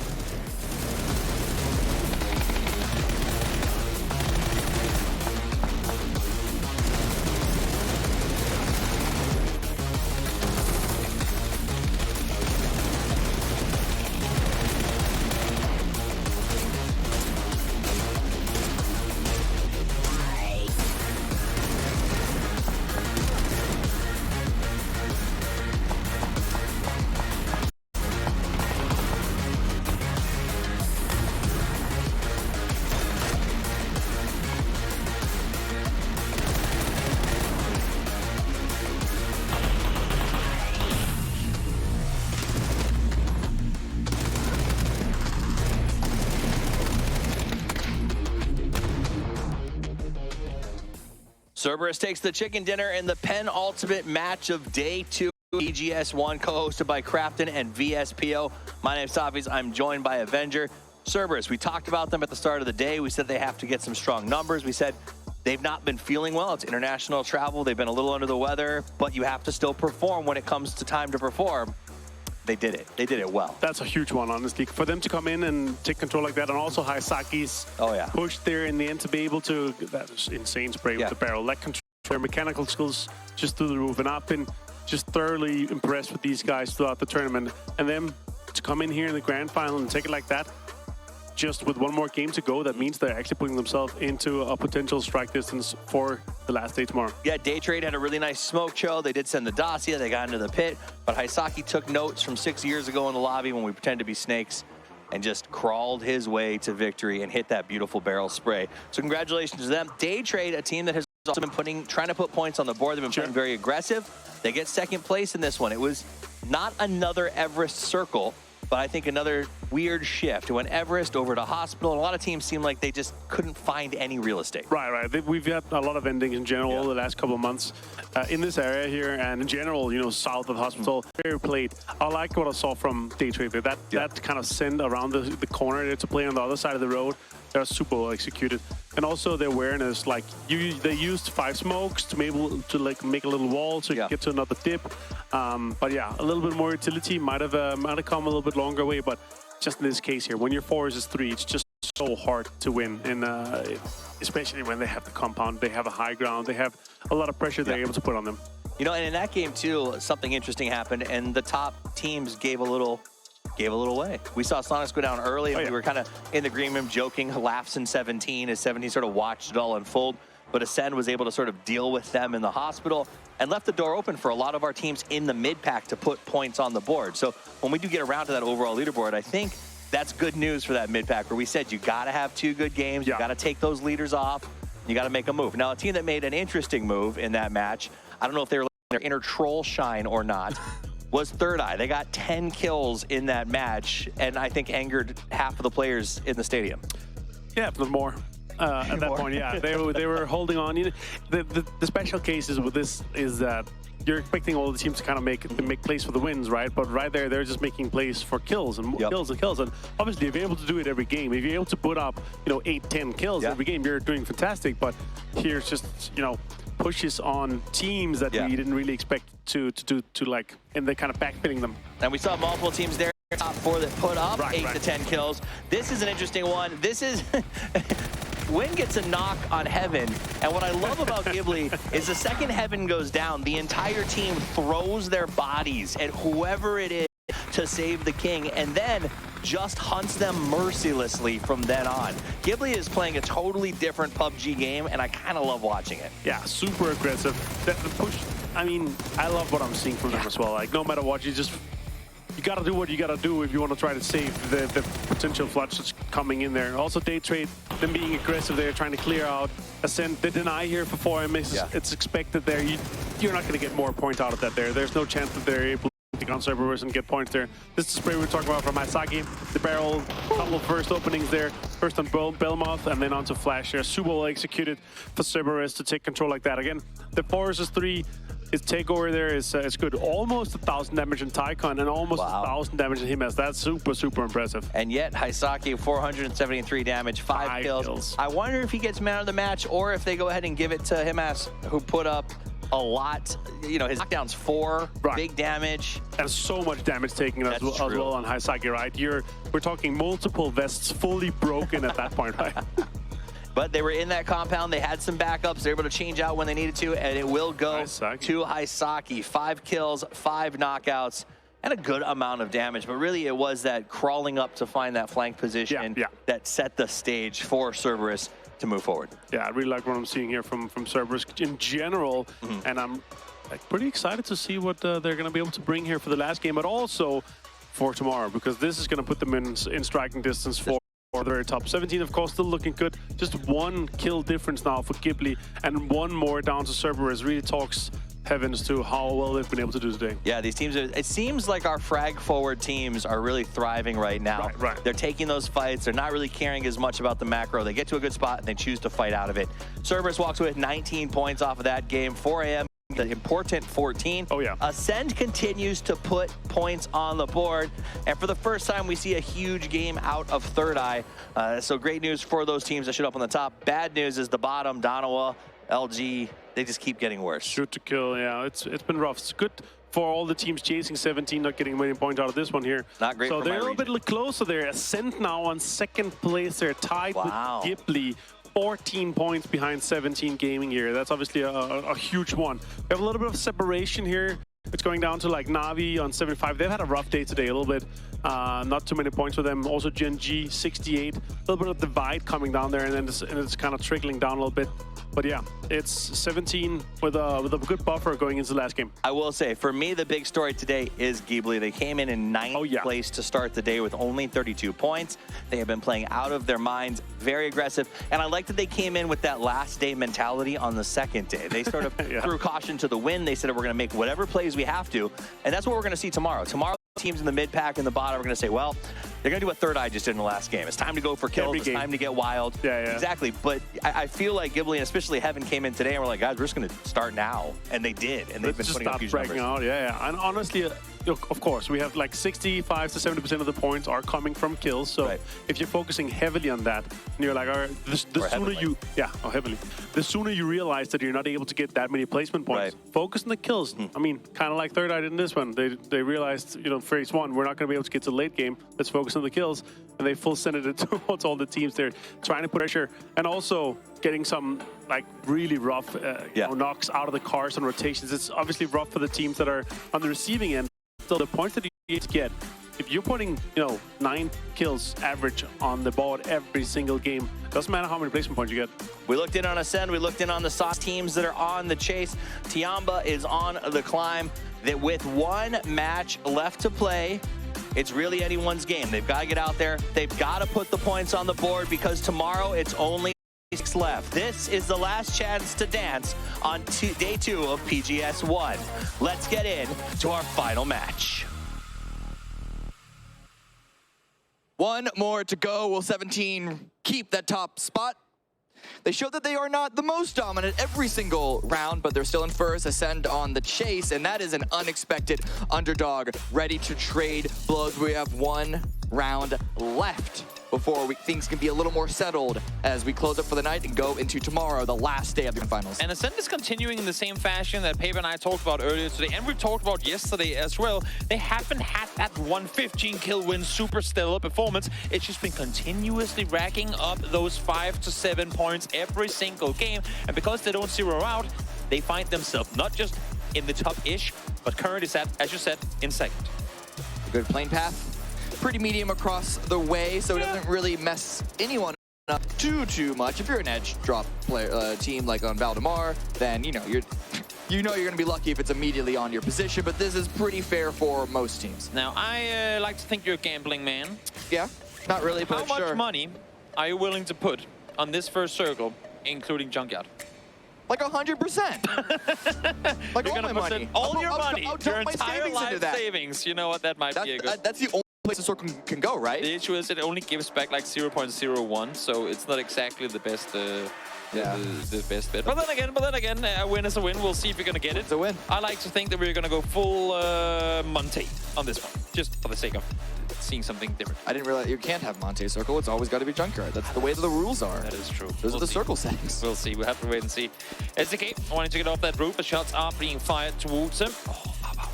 Did you get one bullet fired? No. Belmont able to get off that hill fast enough. Should be all right. No commotion, despite a bit of a northern plane path and circle. Monte is in. I win.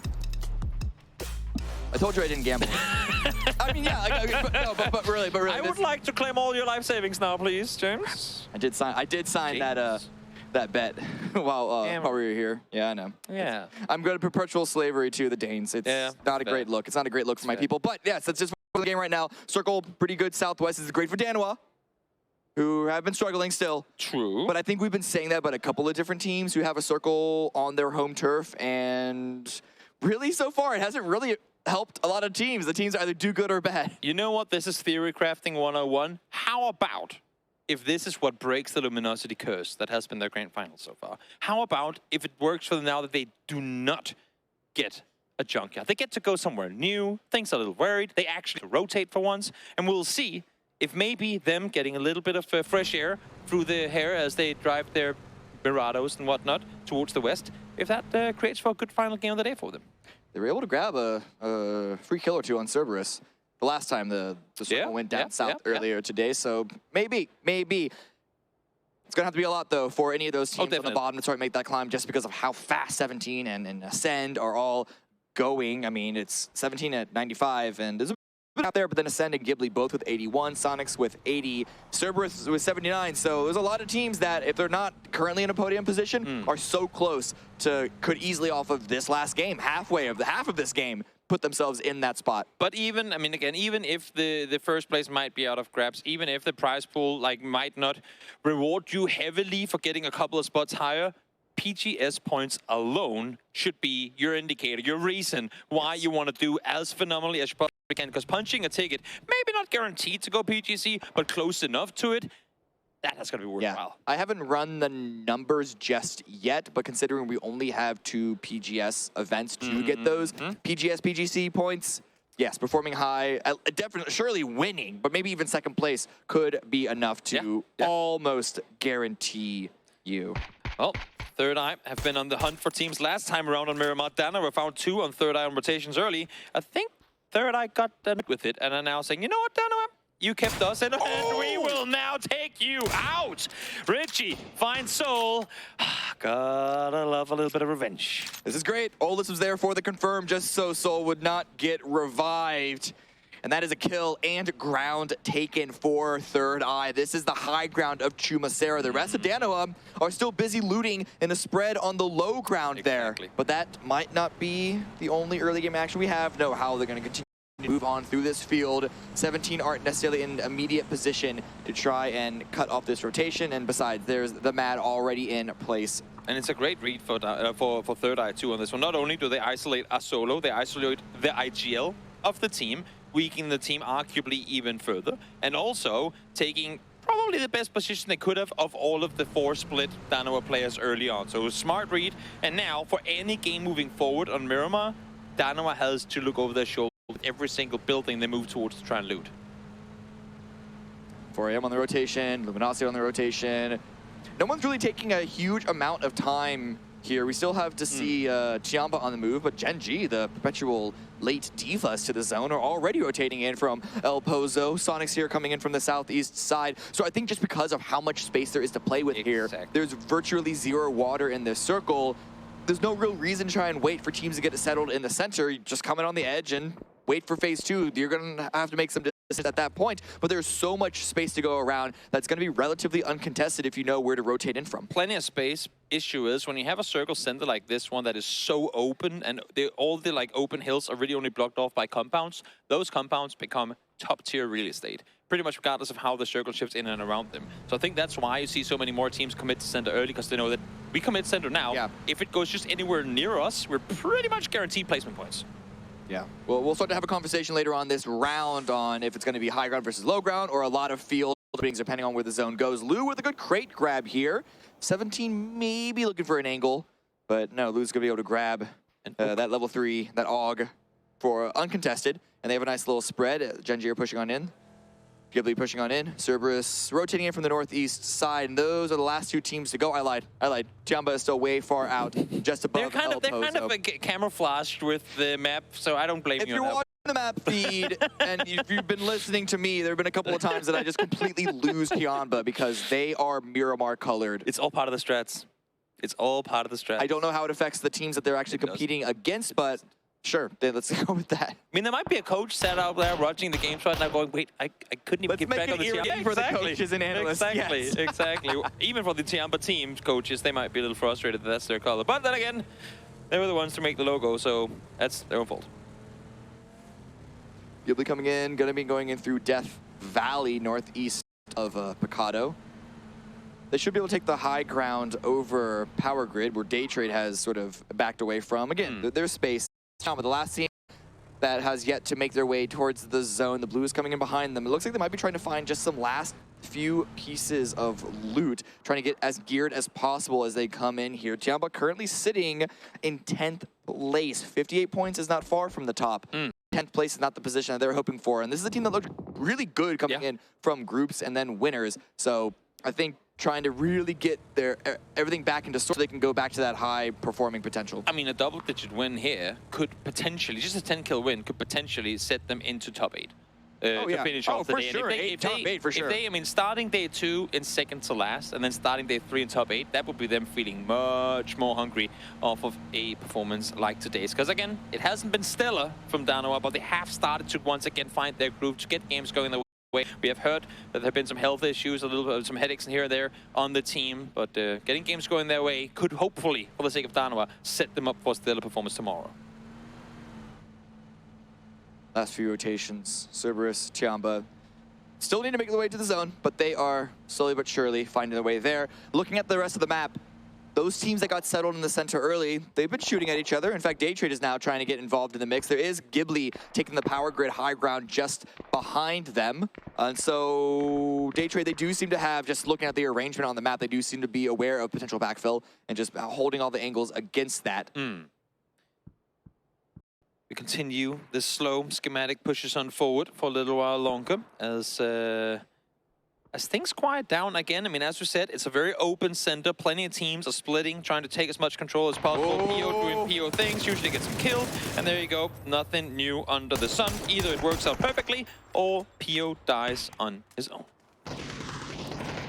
Free kill for Adam, just completely free, dry bush with no utility. And I know that Genji certainly caught Danoa losing a player in the kill feed, but to make them think that that means Chumacera is uncontested is a bit curious. Again, PO will either blow your mind or leave you scratching your head for an hour. So this was a head scratcher. Maybe tomorrow all day will be mind-blowing. Yeah. It's either or, never in between. They were place, maybe even third at the start of the day, and now currently in 7th. So yeah, they're the lead that they had from those first 2 wins yesterday slipping away from them. Finally, Tiamba, they're in the circle. They can also confirm Cerberus in the zone, southeast side. So those 2 teams taking their sweet while to get here, but they are in time for phase number 2. We have 15 seconds. Relo here from Luminosity, taking a little bit of extra space to the west of Los Leones, peeking around trying to find some information. It is, again, at this point, all about preparing those lines of rotation for phase 2. Now, just before this circle pops, if this one hard shifts in any given direction, because the center is so heavily trafficked, you're going to see commotion on rotations. Not a massive hard shift, but we do go southeast. So the entire northwest now have to figure out how do we wrap on this, because you cannot go through Chuma. You cannot go over the hill by Church. So many of these teams will now have to wrap either southeast around or northeast around. It's going to be very, very difficult to get into this one. But northeast is going through Los Leones, which is very, very tricky. Southwest is going through where, I mean, Sonics are currently leaving that position. Ascend are arriving, but it's so hilly and very easy for camps to come across because of the valleys of rotations on those streets. And right now, we're looking at teams that just bombing straight through center, just trying to use velocity where terrain is at a disadvantage. Day Trade, no one knocked against them just yet, but this crossfire between Spyro and Lu is looking very, very scary. Collisions are pretty much to be guaranteed with a circle shift like this. Twisted Minds playing these circles as they always do, even if they get a chance to take center in the early game. They will sit here, they'll play in the open, they'll play for picks as teams rotate past them, and then they will play their edge game sweep later on. I love this playstyle. Not too many other teams try and utilize it. But when Twisted Minds succeeds in clearing their edge early to then push in later, they tend to get really good games out of it. Belmont stalled, forced out into the open. Lou recognized the grenade was a big threat, so he's going to back away, but then there's the covering fire from Poochills as well. More mollies come out. Don't want to waste a frag grenade just yet, and that one's going to land where the first frag did miss. So Belmont does go down to a molly from Lou. And I don't know if Day Trade really going to want to put effort to revive him. But of course, I said that last round, but it doesn't matter because it is going to be the confirm on the Belmont. And another knock for Batulins. This is a great hold here, Day Trade. Really, really bad position for them right now. Again, Pucho's also out in the open. Norns and Flash, they need to make the decision. Do they want to commit to this fight all or nothing, or just maybe try and retreat? Pucho's going down could be the signal for the retreat. And this was just, I mean, picture perfect Twisted Minds setting up a play, executing it exactly the way they've done in EMEA over the last 2.5 years. This was essentially what got them their success in their playstyle to begin with. Sit center early, allow for teams to rotate past you, then take the fight later on. Now, Foxy. I was going to say allowing Chris, not really the case, but not able to get the knock here. This is a really weird entanglement for Gen G, Third Eye, and then maybe a little of Ascend. Third Eye pushed forward, Gen G tried to backfill, but Third Eye left Oldless to catch them off guard, and Taman, zero clue that there was a rat right in that dumpster. Oldless is just waiting for the perfect opportunity. Here's the first hit, line up the shots. Shot's gonna come out, but nothing lands. Taman out of his car, and he is gonna get knocked. Took a bit to get there, but Oldless with yet another point for Third Eye. They are here with a vengeance. They will not finish today in last place. And whatever works your way, Third Eye, while they haven't been able to find success in the 4v4 fights they've been doing so far here in the grand finals, this game, the previous one as well, they've been able to get these small picks here and there at the start of the game. In the previous Miramar, they had 10 kills. Here, they're starting to rack points up too. A knock on to 17.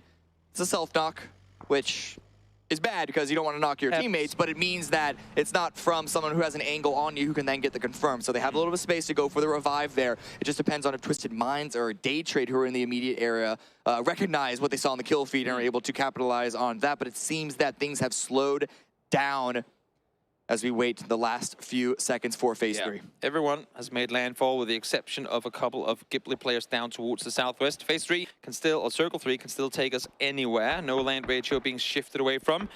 I would imagine that it's going to go somewhat north, just off of what we've seen in the past couple of games. This one, actually, let's do the opposite. Hard shift down south. Mountains and mountains galore for now. Next one should shift up to STK again. Yeah, this is great for STK. This is fantastic for them.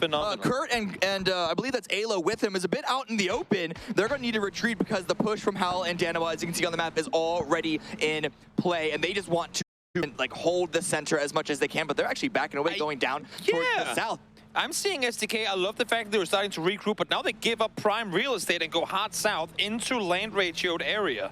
I suppose they just don't want to be contested too much in that singular position too early on, but a lot of teams are going to have to rotate on through this day trade. Oldless with an angle, still riding on the high ground. The rest of Third Eye going to be given the rest of their information out as they hold that gatekeep. Shots come out from Vox. Still can't quite get the knock, but Day tripping out of control. Nice 180 to then reverse into the dip. I mean, you have a pretty nice split from Third Eye here. Issue is they're all very separated. So if one falls, they could be in trouble. And now with 17 wrapping into the south side position, Rich B trying to suppress up above. It's not exactly going to be easy for them.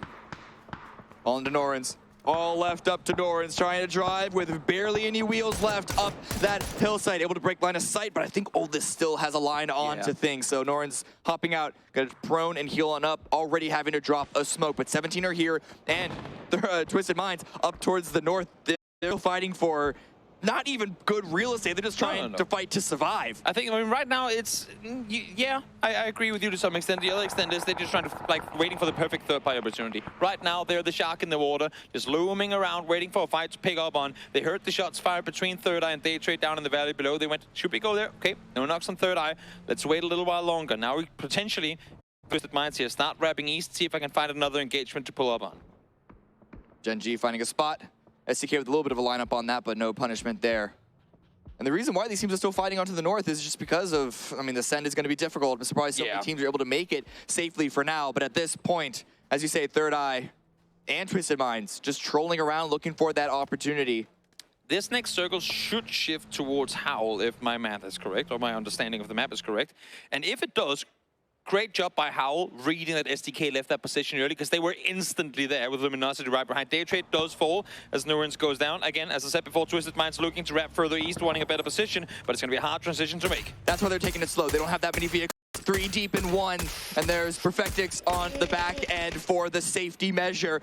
But Twisted Minds able to find safety here on the high ground. That's big. I mean, I thought 17 had them dead to rights. At least one knock would have been expected, but Twisted Minds have the space to claim right now. As we're waiting here, Na'Vi eyes on Luminosity with a really good hold, and crossing that road is going to be difficult either way you cut it. But a few seconds left before phase number 4. Everyone is getting ready for the shift.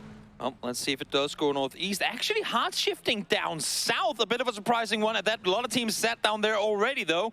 Expected this one to go through. Danawa now sat right in the middle of it, as all these other teams will have to make their way down there. Look at this, Cam. 57 alive by the end of this shift. Probably somewhere around 40, maybe 35. Yeah, it's really hard to call sometimes. Rats are able to find these little spots to hang out in.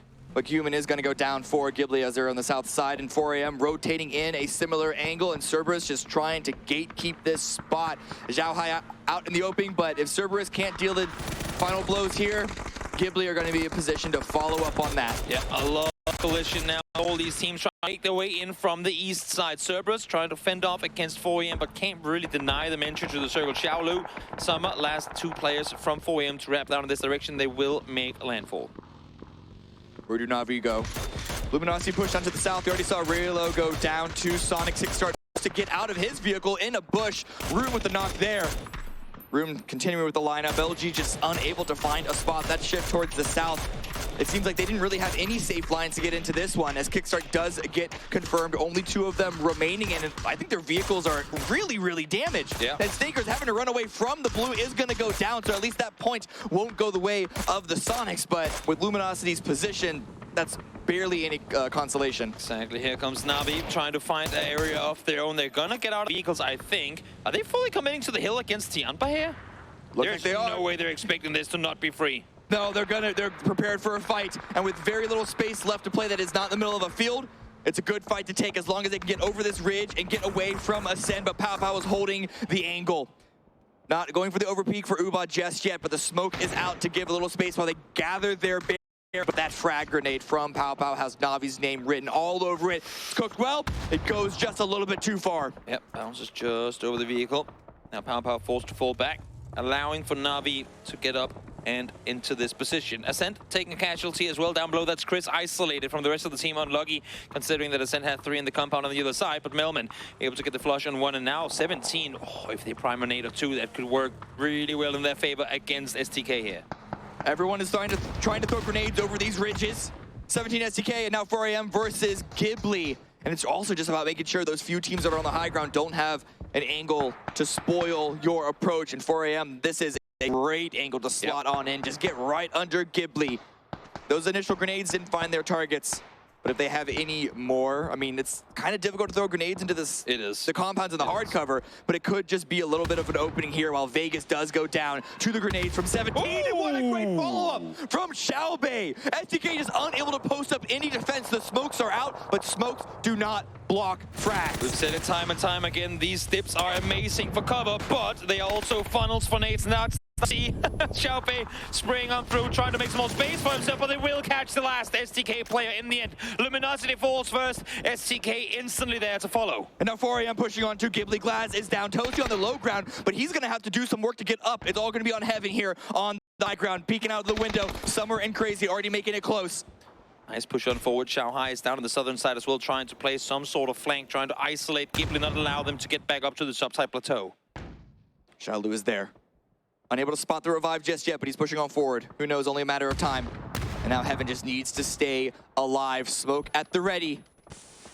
The circle has shifted in their direction as well, so they don't have to aggress too heavily on this fight. But of course, if you're 4AM, you want to get this one over with as fast as possible. Yeah, because you don't know when someone else is going to go for the third party. But look at the great flank by Xiaohai there at the bridge. Glass and Toasty, both revived, both in the hard cover. But this just means that Frem is able to limit the angles. But look at Oldless. Of course Oldless is here. Oldless gets a knock onto Summer, and then Heaven's going to try and pounce.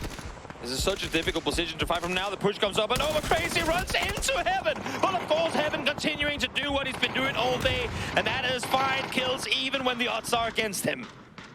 That is it. Wow. 4AM are out. Oldless started the fight and Ghibli finished it. And now they can just stay safe in the buildings, in the compound. Sonic's now up against Howl. Tickleton is getting revived. Mind holding point.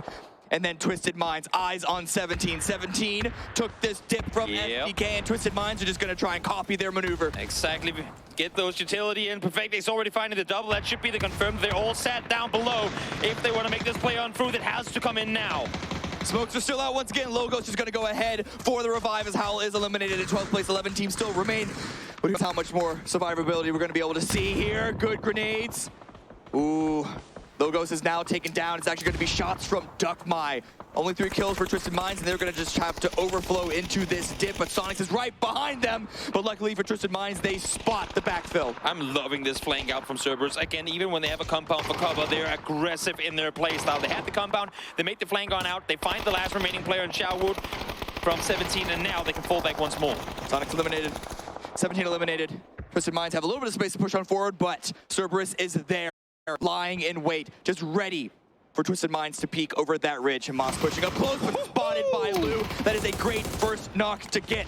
So, suddenly, Cerberus' flank removed from the equation. It's all into Tycon and Duckmai. Duckmai prone down the side of the ridge. Such a difficult angle to have to peek on over. Lou doesn't have a vest here either. Duckmai, sneakingly trying to wrap his way around, spots him, finds him. Instantly Lou falls down. Spirit has to try and suppress, but can't do it in time for Lou to get saved. Ooh, but two of the damage. Duckmai forced to fall away because there's also a Nonix with the angle. And now the knock onto Duckmai. It's onto Tycon. He's able to get another knock on to Twisted Minds, but that is it. And Nonix is able to close things up. Twisted Minds survive.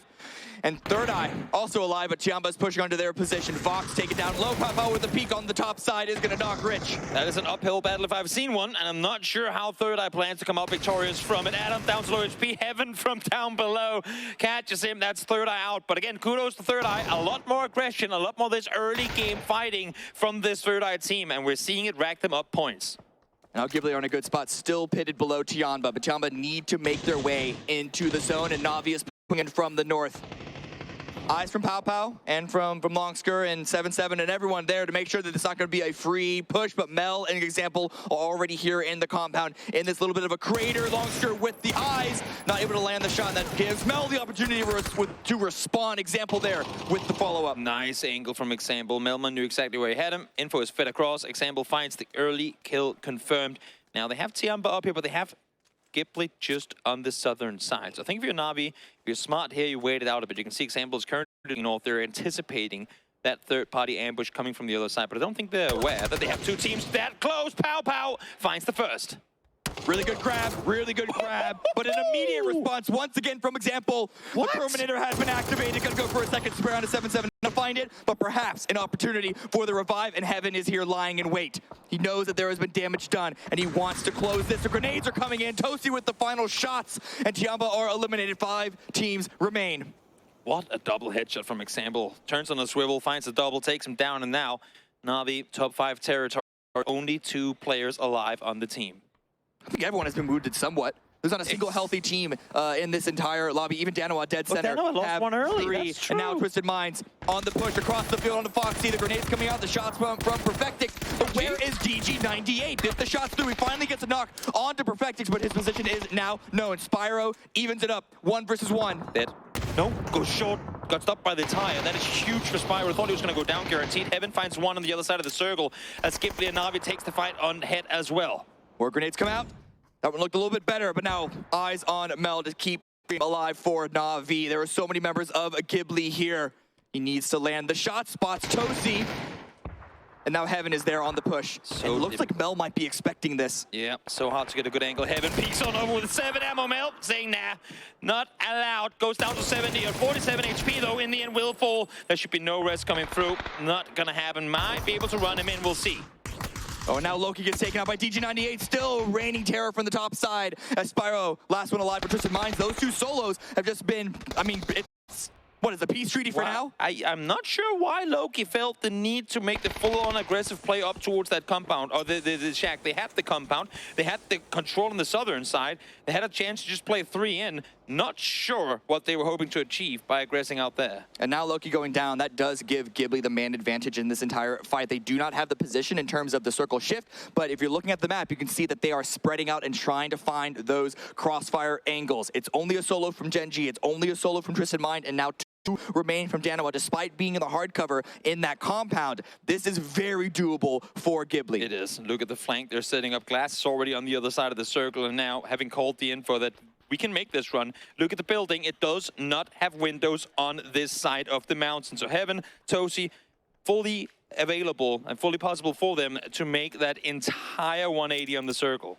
While the high ground angle might have been very tempting for Ghibli with the timing, they knew that they would have to leave, and you don't want to just open down the flat side of that hill and just give Daniel those final shots there. So immediately just making that run, making that sprint to Glaz's location. And Glaz not overextending either. Now he knows there's a bit of a stretch where they could potentially be visible. Instantly goes back to try and hold the angle while they're making the run. So should Salute or Anonix get a shot in, as you can see here, they will be visible, I believe, for a shot or two. Heaven now forced to stop and peek the window as well. But Glaz is there to suppress once they keep running. Shots coming out. Anonix finally peeks. A little bit of damage. Can't quite get the knock. Just barely they get behind the cover, and they have a bit of an opportunity to heal on up. Tussy trying to give some covering fire as Heaven pops that first aid kit. So Danawa, the small window was there, just not able to capitalize. And now Glaz with the smokes to give that extra bit of cover. But you saw shots being fired on the window frame as well. Glaz was there, suppressing as best as he could. Didn't find the shots, but forced Anonix off the angle anyway. So a good job from Glaz to allow for Ghibli to wrap around again. This grand finals, Ghibli, is absolutely phenomenal to watch. Question remains, how much space do Ghibli have here on the east side? They're not really in the zone as it stands. They might have to give up a bit of line of sight to the high ground position from Salute. Exactly. Everyone knows there's solos on the top, but do they know, I mean, just exactly how things have panned out? Do they know that Dano is down to 2? Do they remember that Soul died about 1.5 minutes into this match? We'll have to wait and see. Right now, Dano, again, still questioning the Loki push up the hill, but Ghibli playing this one so wise. They've essentially wrapped the entire circle to now approach the same fight as before, but from the other side. Yeah, look at the Heaven and Glaz, that location. Tosi just anchoring on the south. Next shift, final shift, is still going to allow Dano to play inside that hard cover, but it is not the center. They're going to have to leave at some point, but DG98 on the north side, first one to move. Spyro knows this, and I think Ghibli know this as well. So they're just going to focus on getting those last 2 solos out before they can then flex their main advantage against Danawa. If you're Danawa right now, you push when this fight happens. Issue is Tosi is there, ready for that push to take place. So as soon as the first knock comes through, expect Danawa to try and make a run, but also expect Tosi to peek on over to try and suppress that, to try and not allow for that to happen. Already, Heaven and Glaz here. They know what the last 2 solos are. Grenades are coming out. Yeah, they're going fast. They're going strong. They're not going to wait for the blue to push it on in. They want to be able to focus as much of their efforts towards Danawa, and they got to get rid of these solos now. A little bit of a peek out from Spyro, takes some damage. Spray comes through from Heaven, doesn't find the knock. I'm loving what we're seeing from Ghibli here, taking matters into their own hands. Don't wait for this to unfold. They know that if we want to win this game, we need to do this fast. We need to do this before Danawa can do anything about it. Tosi is wrapped on now as well. They want to deal with the solos on the top side before anything comes through, but DG, perfect angle onto Heaven. Holding the trigger, waiting for the perfect opportunity. He's going to fire. He's going to try and maybe confirm for the kill. Molotov does come out, perhaps try and get that, but the blue coming on in.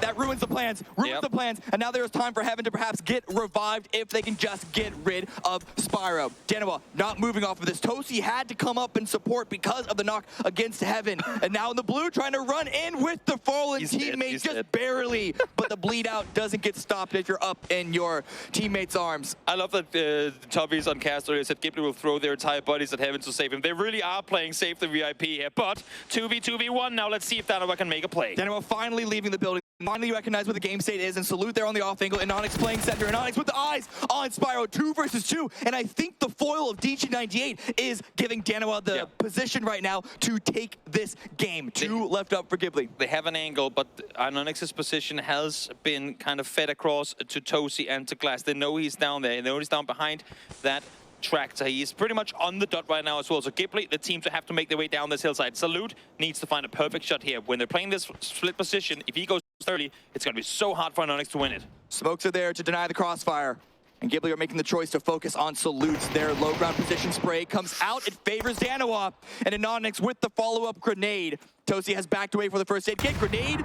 Chip damage to Glaz, but still not the knock. So right now it is just a holding pattern. But the blue is pushing in. Huge from Ghibli that they read the split though. They know that Anonix is on the other side. They catch Salute down below. You can see Tosi now trying to fend off against Anonix. Only so much utility left remaining as Danawa now wraps back towards his teammates. Such a smart play from Danawa to regroup to take this one 2v2 instead of potentially 1v2 times 2. A lot of mollies coming out, just trying to find little bit of damage, chip damage here and there on to Ghibli. They know that the high ground is going to be cut out of the blue at some point. It's all about landing the shots, and Anonix here needs to play his life. Spots Tosi, and Glaz and Tosi on the run towards the south. It's on to Salute right now with the lineup. He's taking a lot of damage, but not knocked. Falling away. Glaz with the... Oh my God! all going back and forth. 1 versus 1 right now. Anonix is down to 1 HP as well. I believe it's actually 1 HP for Anonix, the second player to get to that glass, trying to crawl for info. Anonix wants to go for the heal, gets it through as well. Tosi, eyes on that trailer, eyes on that tractor. The heal comes in and Onyx is back up to almost full.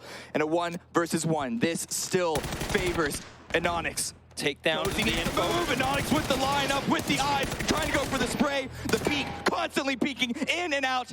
And it's going to be down to the war of attrition favors them. Down to the blue in the end of it. So much focus on what was happening on that side of the track. There's so much focus on Anonix, and for just a split second, Tosi does not take into account that the blue is creeping up behind him. What a fight! What some amazing fights we've had to finish up all these games today, Cam. That's the last round of the day. We're going to go to the desk before they close it on up. There is 1 day left for the grand final, so make sure to come back tomorrow.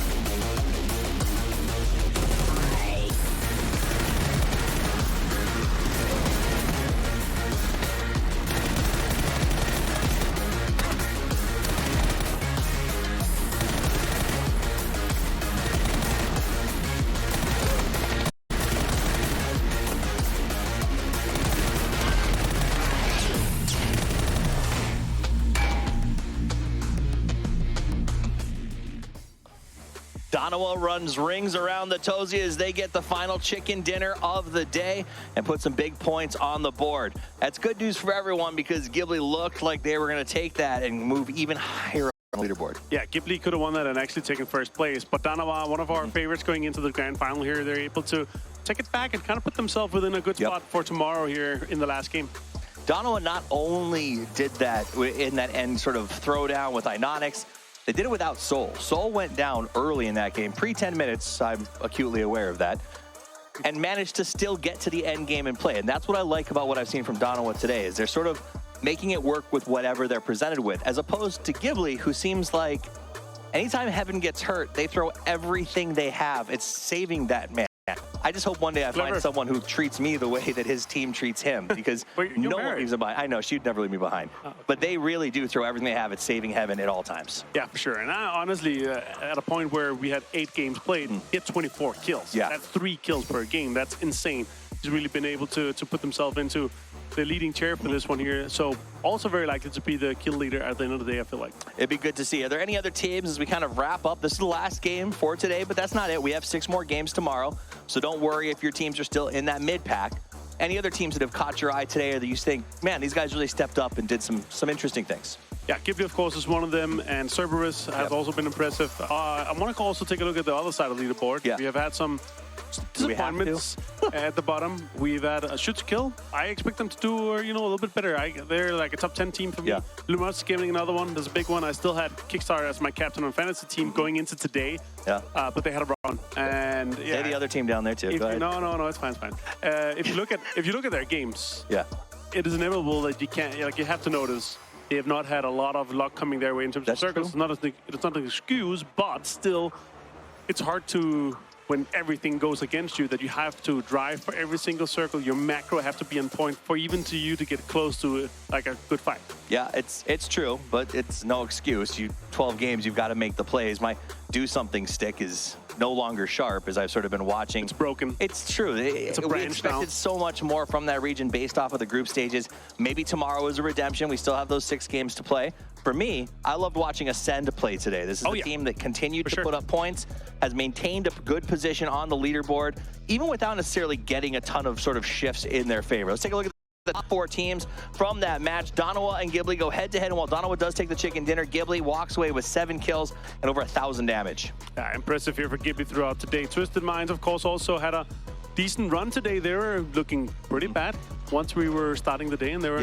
kind of lower half of the leaderboard once we got into it. Yeah, so now here being able to put in some more points. 14 for this game here. And Gen G with another top 4 showing impressive, but only 2 kills going their way. That's the thing about Gen G. They started so strong. Remember, back-to-back wins yesterday to start this thing off, and have been, I don't want to say absentee, but a little more passive since then, not really winning those throwdown fights. So maybe tomorrow they do have a chance to...